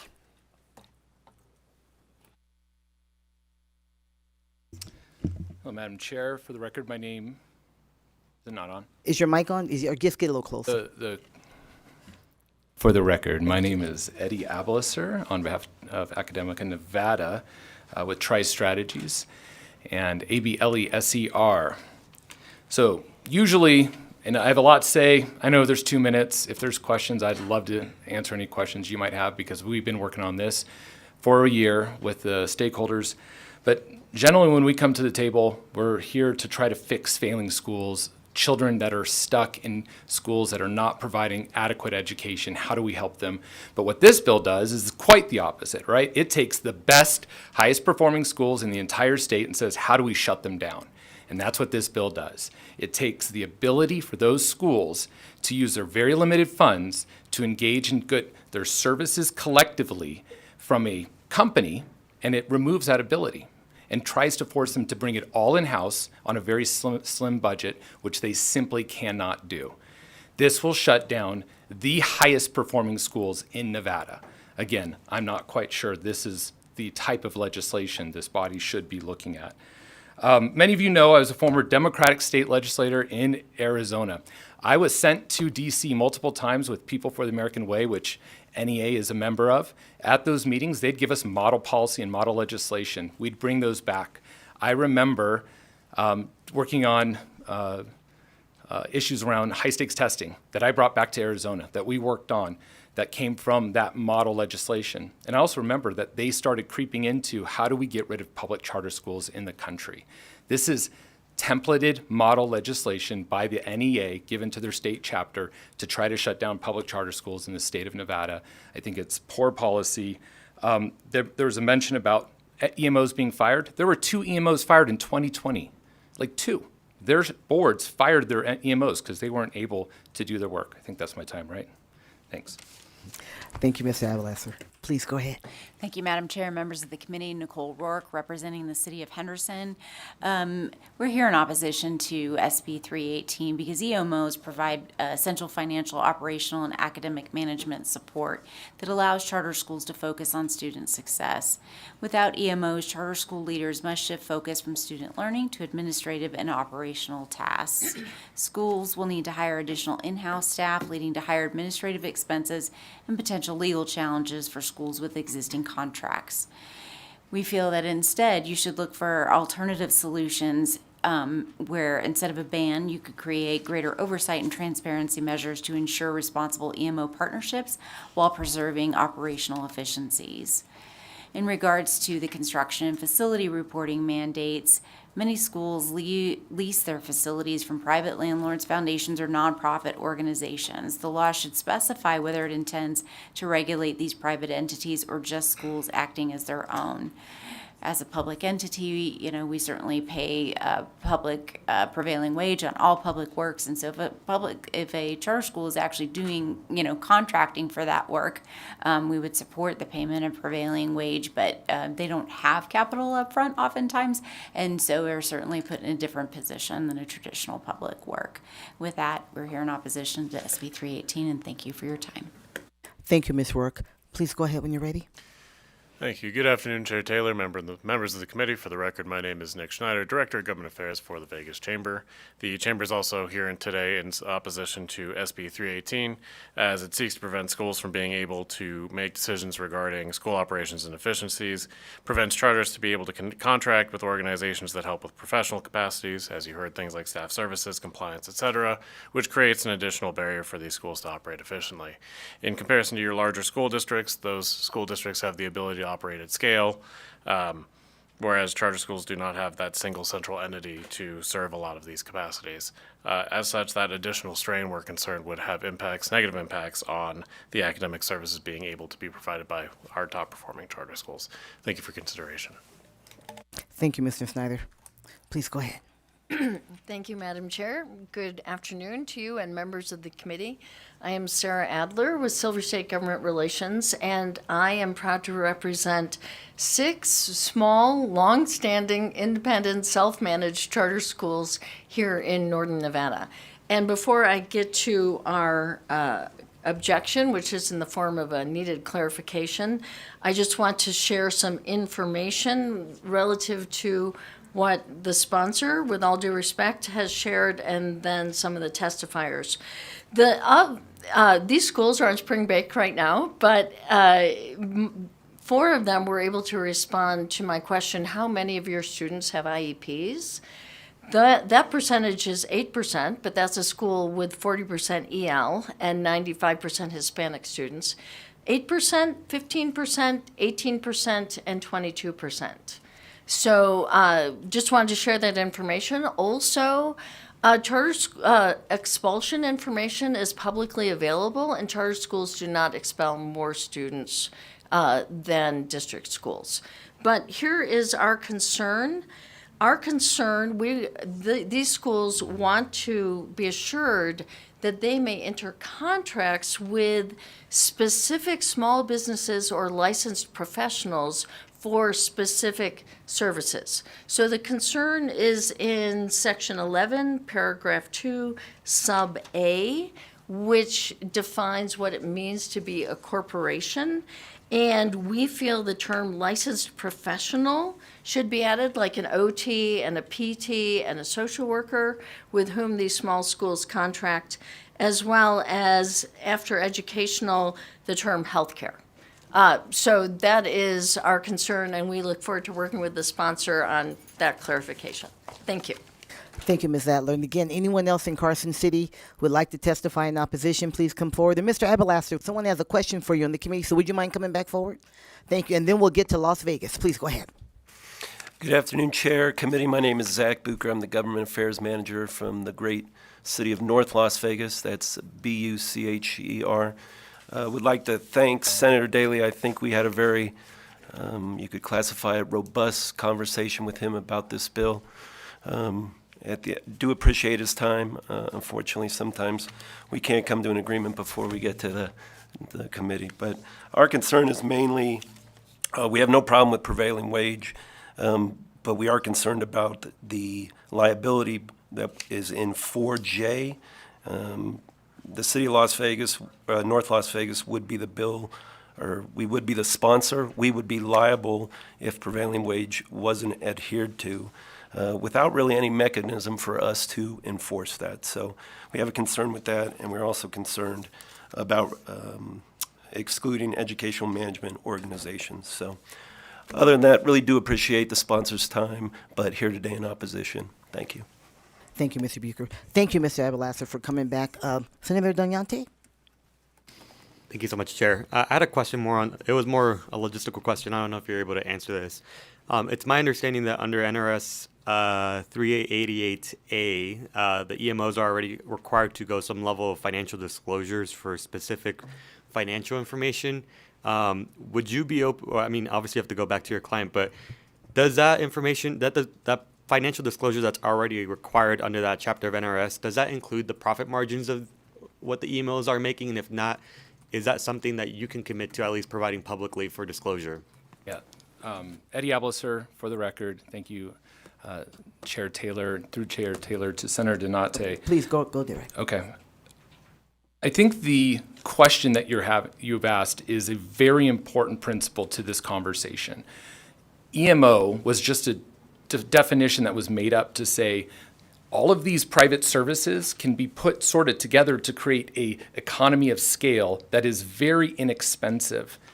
And in prior sessions, senators, I've spoken with some of you about how much does these EMOs take as a percentage or as a fee, and it is extraordinarily low. And so one of the reasons why some of the EMOs have been fired is because their prices were really high, and it took money from the classroom from students. And when you compare back office services between many of our public charter schools and what they do with their contracts with a company that can bundle all of these management services together to some of our school districts, it is extraordinarily competitive. But if you compare it to standalone schools, the costs are really high to get all of those services. The point that you're making, the bill removes that bundled service under an EMO out of statute, which takes away all the accountability, the transparency, the reporting elements that are in the bill that public charter schools have been living up to and excelling and performing in. You know, public charter schools are held to a standard that our district schools aren't. They can get shut down and closed. Mr. Abelasser, would you stay on the response to the question? Sorry. Thank you. So because of that, right, because of those stringent reporting guidelines, right, that's where I was going, Chair, is that we are committed to revealing all of information that the statute has outlined.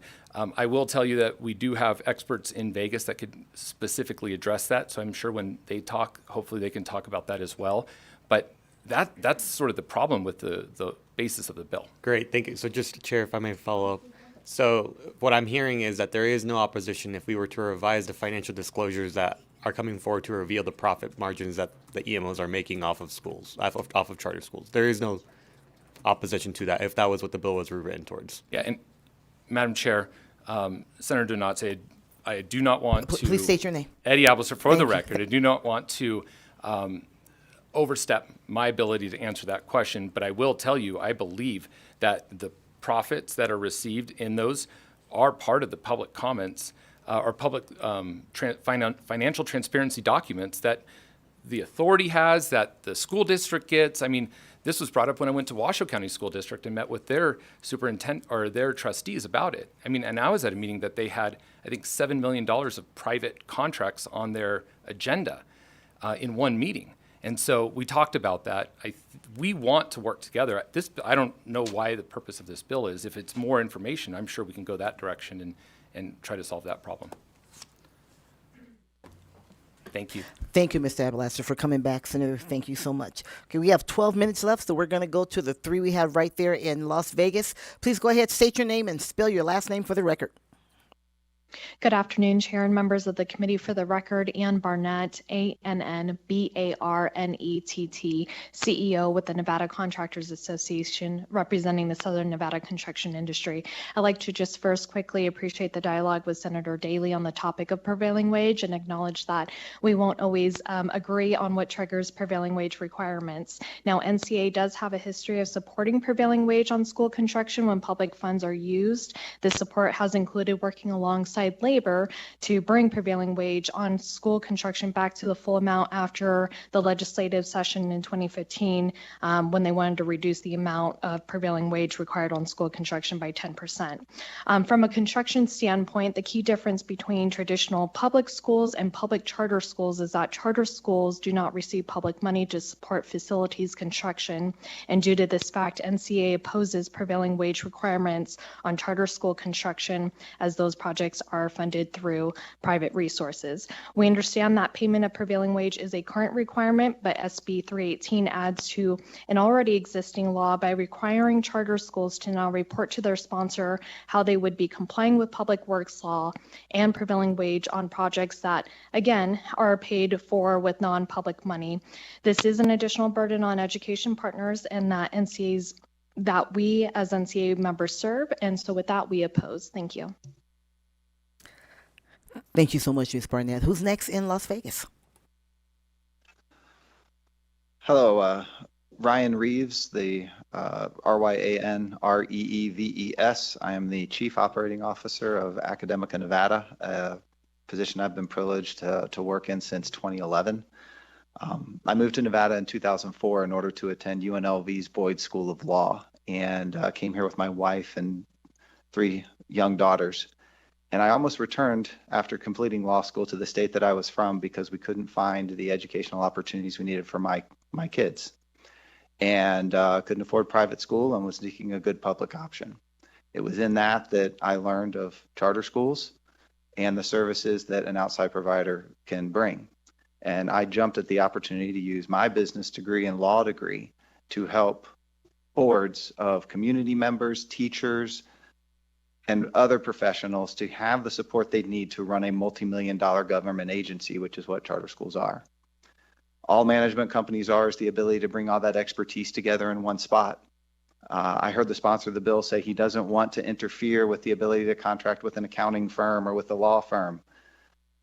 That's what we are as accountants, lawyers, software specialists, all of these various separate entities combined into one. And over the past 15 years, I've had the privilege of joining with 70 other Nevadans to bring 34,000 high quality public school seats to this state so that other people could remain in Nevada the same way that I did. And I am incredibly proud of the work that we do. I have done the math. Our fee, which equates to less than 5% of what a public school receives, is less than the percentage, according to the cumulative annual financial reports of the 2 major districts in the state, is less than the percentage that goes to their central offices to do the same services. So we're providing a less expensive option for the best schools in the state. I was recently thrilled to see the State Public Charter School Authority's presentation of how the schools of that portfolio are performing in the state, and proficiency rates are outperforming Mr. Reeves, Connecticut. I'm sorry, sir, your time To is be up. mentioned- Mr. Reeves, will you please wrap up? Can Your I- time is up, sir. Just go ahead and Okay. wrap up. Thank you. Go ahead. To finally see in Nevada a public education sector where we are outpacing Connecticut and the second largest district in this state should be something to be celebrated, promoted, and expanded. Thank you. Thank you, Mr. Reeves. Who's next in Las Vegas? Good afternoon, Chair Taylor and members of the Senate Education Committee. My name is Ricky Gourrier, Gourrier, with Strategies, and a parent of a charter school student. I am here today to express my strong opposition to Senate Bill 318. The bill is a significant overreach that directly undermines the very purpose of charter schools and threatens the future of our education system, particularly for the students who need it most. Public charter schools were established to be a beacon of innovation and flexibility. They were designed to break free from the constraints of traditional public school system, to foster new ideas, and to offer parents and students alternatives. Banning partnerships with EMOs is an attempt to chain these schools to unnecessary bureaucracy and red tape, extinguishing the freedom that allows charter schools to flourish. Our state already ranks near the bottom in terms of educational outcomes. Why then would we sabotage one of the few lifelines we have left? EMOs bring invaluable resources and specialized expertise to help struggling schools improve. This bill will pull those critical resources away from schools that need them most, undermining the very progress we've worked so hard to achieve. Finally, EMOs are not just helpful, they are efficient. They streamline operations, reduce waste, save taxpayer dollars, and while boosting educational outcomes. Why, at a time when efficiency and fiscal responsibility are more important than ever, would we outlaw a model that works? Banning EMOs is a wasteful policy that ignores both the economic and educational benefits of these partnerships. And with that, data is verifiable. Expulsion rates, EL rates, SPED rates are verifiable. People are inaccurate. I will just say that. Thank you for letting me share, and I urge you to reject Senate Bill 318. Thank you, Mr. Gourrier. Is there anyone else in Las Vegas? Please go right ahead. State your name and spell it for the record. Chair Taylor, members of the Senate Committee on Education, my name is Gil Lopez. I'm the Executive Director of the Charter School Association of Nevada. We strongly oppose SB 318 because it does nothing to improve student outcomes and instead places unnecessary restriction on public charter schools that hinder the ability to serve students effectively. Nevada public charter schools serve 72,000 students statewide, providing families with high quality, innovative, and flexible education. At this time, we should be focusing on improving student achievement. SB 318 shifts the conversation away from what truly matters, better educational outcomes for all students. I'll say that, better education outcomes for all students. Charter schools in Nevada consistently meet and exceed academic benchmarks, and families choose them because they deliver results. A couple of just off the cuff topics here. Academica has 30 schools in their portfolio, most of them being 4- and 5-star schools. On average, EMOs, schools with EMOs, the average star rating is a 3.77. Non-EMOs is 3.07, and the state average is 2.51. I will provide this data to the committee through the committee secretary. Also, Young Women's Leadership Academy is another school that has the same models as GEMS, where they support women in that school.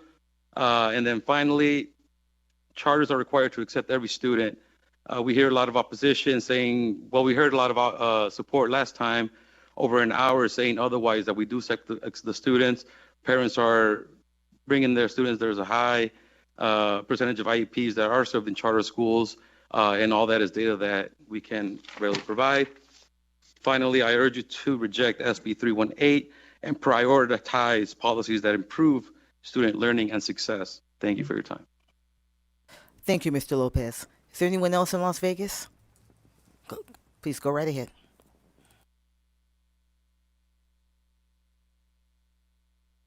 I'm sorry, sir. Turn your microphone on.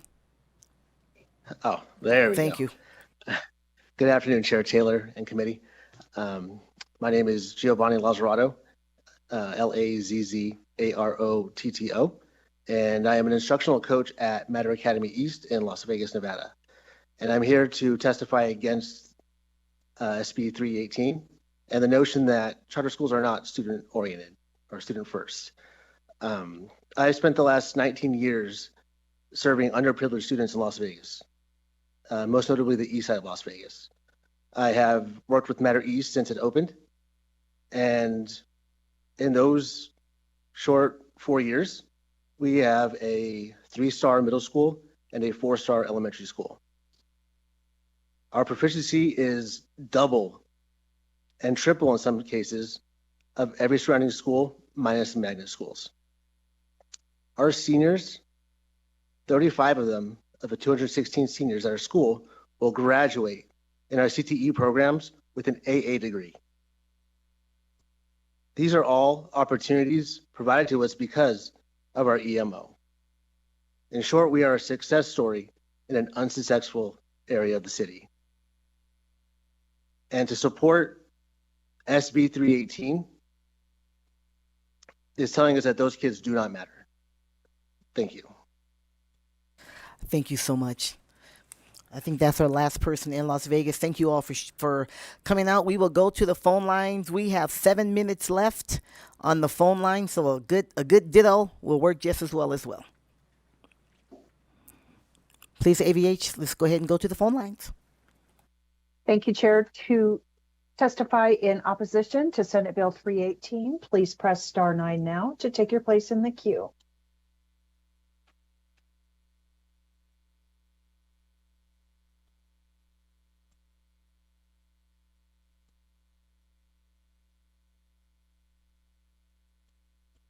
Caller, you're unmuted. Please proceed. Thank you, Madam Chair Taylor, and honorable members of the committee, and thank you for your service. My name is Gabe Shirey, spelled S-H-I-R-E-Y. I'm the founder and executive director of Signature Preparatory, a K-8 Title I charter school that serves a higher percentage of IEP, ELL, and FRL students than the CCSD as a whole. We are located in Henderson, Nevada, right across the street from the CCSD one-star school, which we also outperform academically. All three of my children attend the school. I'm here today to strongly oppose SB 318, a bill that threatens the success of Nevada charter schools and limits educational opportunities for students across our state. First, this bill eliminates educational management organization partnerships, stripping schools of essential leadership, as well as operational, financial, and academic support. For the record, our school EMO operates very little like the for-profit EMO explained earlier in the summary of the Senate bill by Senator Skip Bailey. Our EMO does not own the school's brand and does not own or lease our building back to the school, and it never has. The school pays debt directly to the lending bank each month. To illustrate one of the critical roles of an EMO, ours transform an 80,000 square foot, 40-year-old Walmart in an underserved area into a thriving academic institution, enrolling 1,000 students and hiring 100 staff members. This achievement, along with assistance in securing initial funding for the school with a lender, navigating complex school budgeting, and ensuring operational success, would not have been possible without the expertise and support of an EMO that had already assisted in starting 20-plus schools, especially considering the stringent construction timelines with which charter schools must operate to save on costs. EMOs allow school leaders to focus on student success rather than being burdened by the mountain of administrative complexities. Eliminating EMOs would force schools to hire additional staff, significantly increasing costs and diverting resources away from the classroom, all without improving student outcomes. Second, SB 318 imposes I'm sorry, Mr. excessive Shirey. construction reporting mandates. Mr. Shirey, I'm sorry, sir. Your time is up. If you have other comments, please send them in, and the committee secretary will make sure the committee members get them. I want to make sure we get to as many callers as we can. No problem. Let's try to keep it under two. I strongly urge to oppose. That's all right. SB Thank you so 318 much. and focus on Thank you so policy. much. AVH, let's go to our next caller.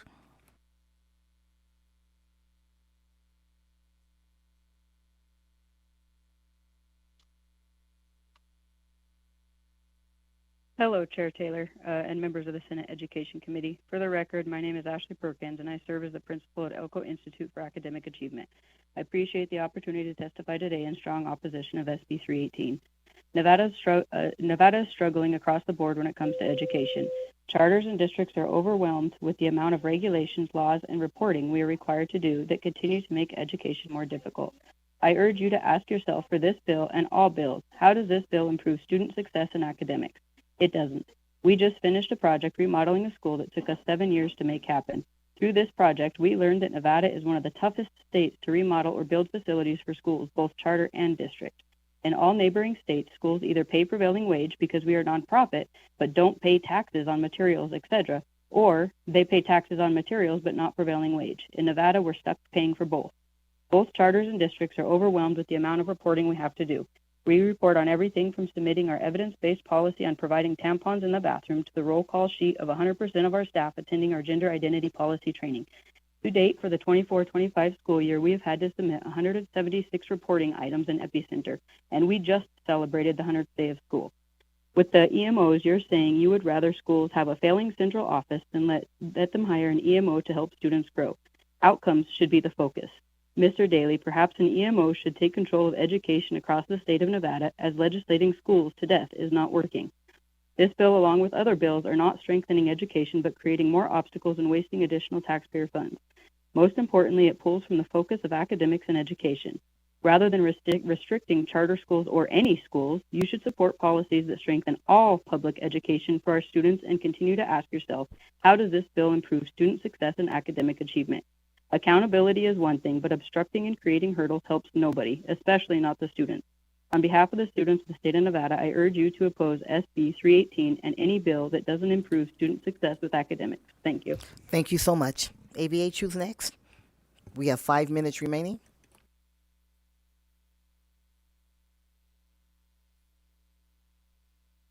Thank you, members of the Senate Education Committee, for the time and energy that you've given to our Nevada youth. For the record, my name is Christine Whetten, and it's Whetten, and I'm a mother, volunteer, and a community member of Elko, Nevada. I appreciate the opportunity to testify in opposition of SB 318. For our local charter school, these mandates will increase operating costs by over $1 million per year, delay repairs, and add hurdles that don't apply to traditional school districts. You may not be aware, but our area schools are already facing a dangerous increase in their insurance premiums as well, and this is only going to stack on top of that. These burdens will only make it harder for charter schools to provide a high-quality learning environment. And as just introduced, Ashley is the principal at EIAA, and I encourage you to look at the proficiency ratings in ELCO. EIAA leads the way in demonstrating academic success, student achievement, and community partnerships. They have approximately 400 students enrolled, and we have a wait list of 800 because they are doing things right. And this bill will devastate our children's opportunities for education. So I urge you to, once again, look at the portal, look at the proficiency ratings in Elko County before moving forward, because this bill will kill that school.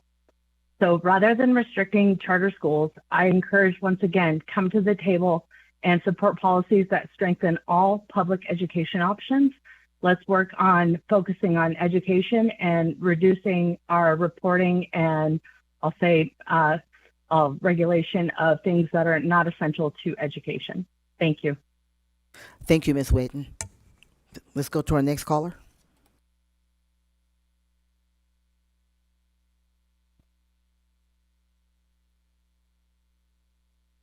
Good afternoon, committee. My name is Ignacio Prado, IGNACIO, PRADO. I'm the executive director, founder, and principal of Ventura Academy Charter School, and also a board member of the Charter School Association of Nevada, which represents the second largest public K-12 system in Nevada. Ventura Academy Charter School is a single-site, nonprofit public charter school in East Las Vegas. We do not engage a management organization of any kind. We're just an in-house organization. What we do is contractor services that no one single school could potentially be expected to contract on their own. And so I want to express my strong opposition. I know some mention is made already of clarifying the language, but as of now, the bill contains concerning language regarding contracting, as it may potentially preclude the use of several contractors that are critically necessary for us to provide both related services for special education students, payroll services, accounting services, and so on and so forth, some which are partially bundled.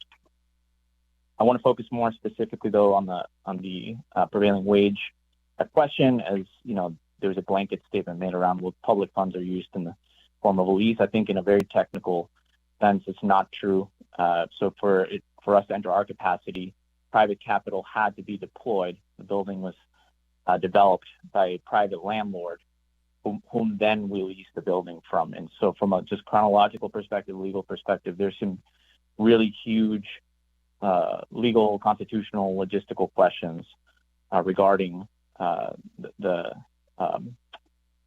prevailing wage question, which are not, I think, as easily swept aside as to say that because eventually public school will lease the building, that simply means that it's easily enforceable. And so I think because of these several concerns, as a member of the Charter School Association, I'll gladly take up bill sponsor on that invitation. I'll be up on April 1st. Hopefully we can meet. Mr. Prado, thank you so much. I appreciate your call. We have time for one more caller, and then I actually gave a couple of extra minutes to get as many in as we can. So please go ahead, AVH. This will be our last caller.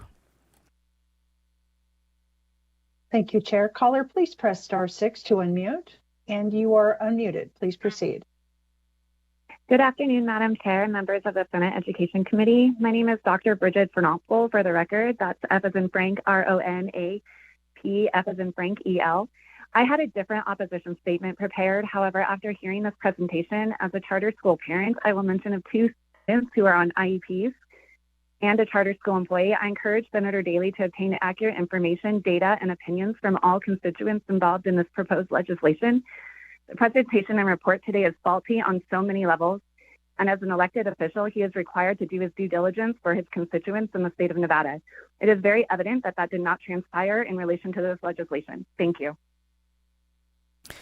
Thank you so much. That was our last caller in opposition, but we do have a committee member does have a question. So, Mr. Brian Reeves, if you're still in the building in Las Vegas, would you mind coming forward?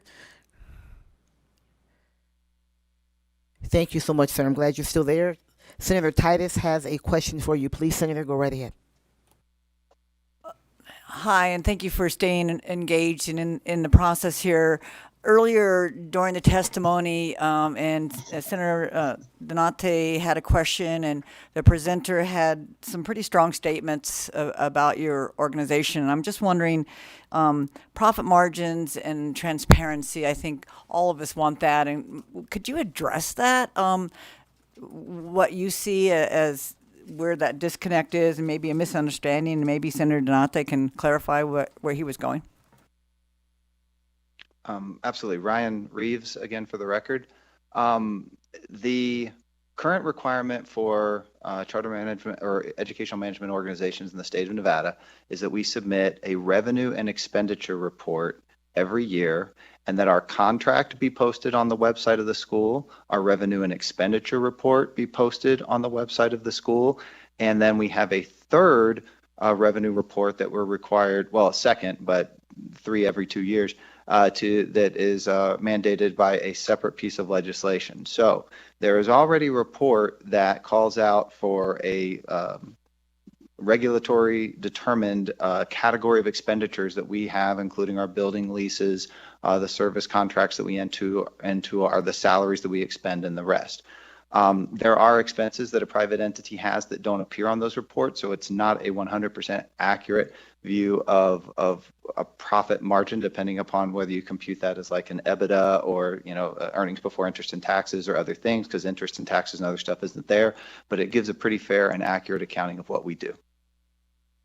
Thank you, sir. Senator Donate, did you have? All right, thank you. I appreciate your staying and coming back to the table. Thank you, Madam Chair. Absolutely. Thank you, Mr. Reeves. We appreciate it. Thank you, Senator. And now we will open it up for 20 minutes of neutral testimony. Would anyone like to testify neutral here in Carson City to Senate Bill 318? If seeing none come forward in Las Vegas, would you like to testify neutral? Please come forward. Thank you so much. Please state your name for the record and begin when you're ready. Good afternoon, Brett Harris, Nevada Labor Commissioner, for the record. The Office of the Labor Commissioner is tasked with compliance for NRS 338, and specifically the range of statutes that are referenced throughout or through this bill in regards to the public works compliance. So I just wanted to be present. We are neutral on the bill, but we do get some confusion in when a charter school does have a public works project, because that does occur, as to who is the Office of the Labor Commissioner's public sponsor in performing that compliance. Thank you, Commissioner Harris. Is there anyone else in Las Vegas who would like to testify neutral? Okay, seeing none, we will go to the phone lines. AVH, do we have any neutral testimony? Thank you, Chair. To testify in neutral to Senate Bill 318, please press *9 now to take your place in the queue.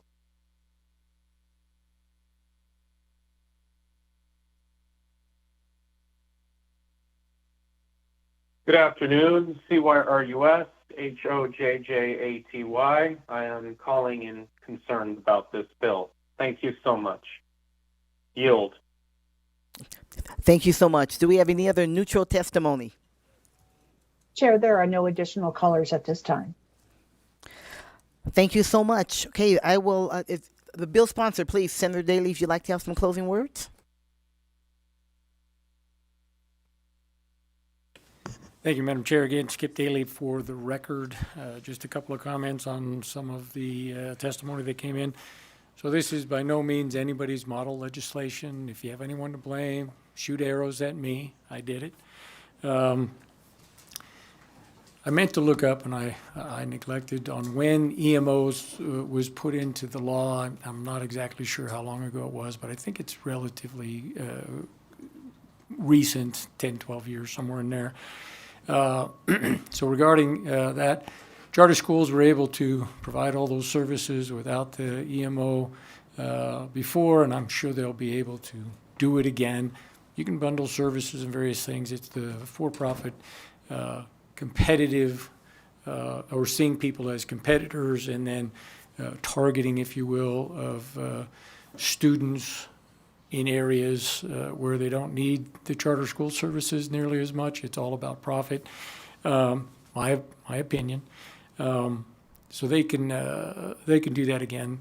I do think we need to probably look at that contractor language and make sure that that's hitting the mark and not addressing some of those concerns. I think we can tighten up that part of it a little bit as well.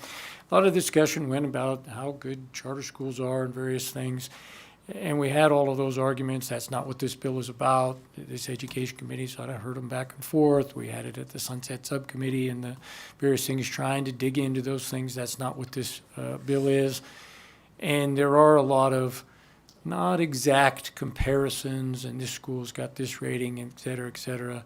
And those things are not exactly comparable with the other schools they're measuring themselves against. But, you know, again, figures don't lie, but, you know, liars can figure, you know, that old saying. So when we look at this, people keep saying, I'm attacking charter schools. I say, this is not attacking charter schools.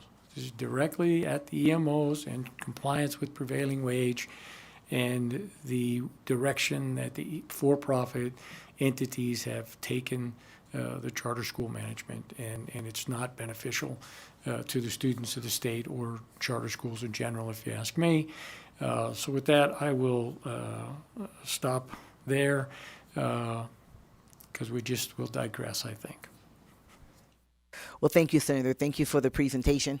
And we thank all of you who stayed and testified and called in and so on. We will close this hearing on Senate Bill 318. And now we are on to our last item on the agenda. It is public comment. If you'd like to make public comment on an item not on the agenda, then this is your time to come forward. If you're here in Carson City and would like to make public comment, please come forward at this time. Or if you're in Las Vegas and would like to make public comment, please come forward at this time.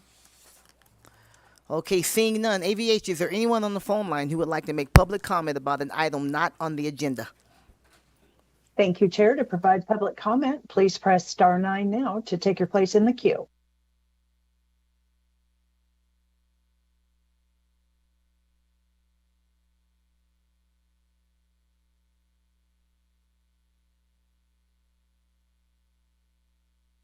Hello, everyone. CYRUS, HOJJATY. I just wanted to talk about a random topic on education, which is SATs. And I just want you all to think, is this system really working?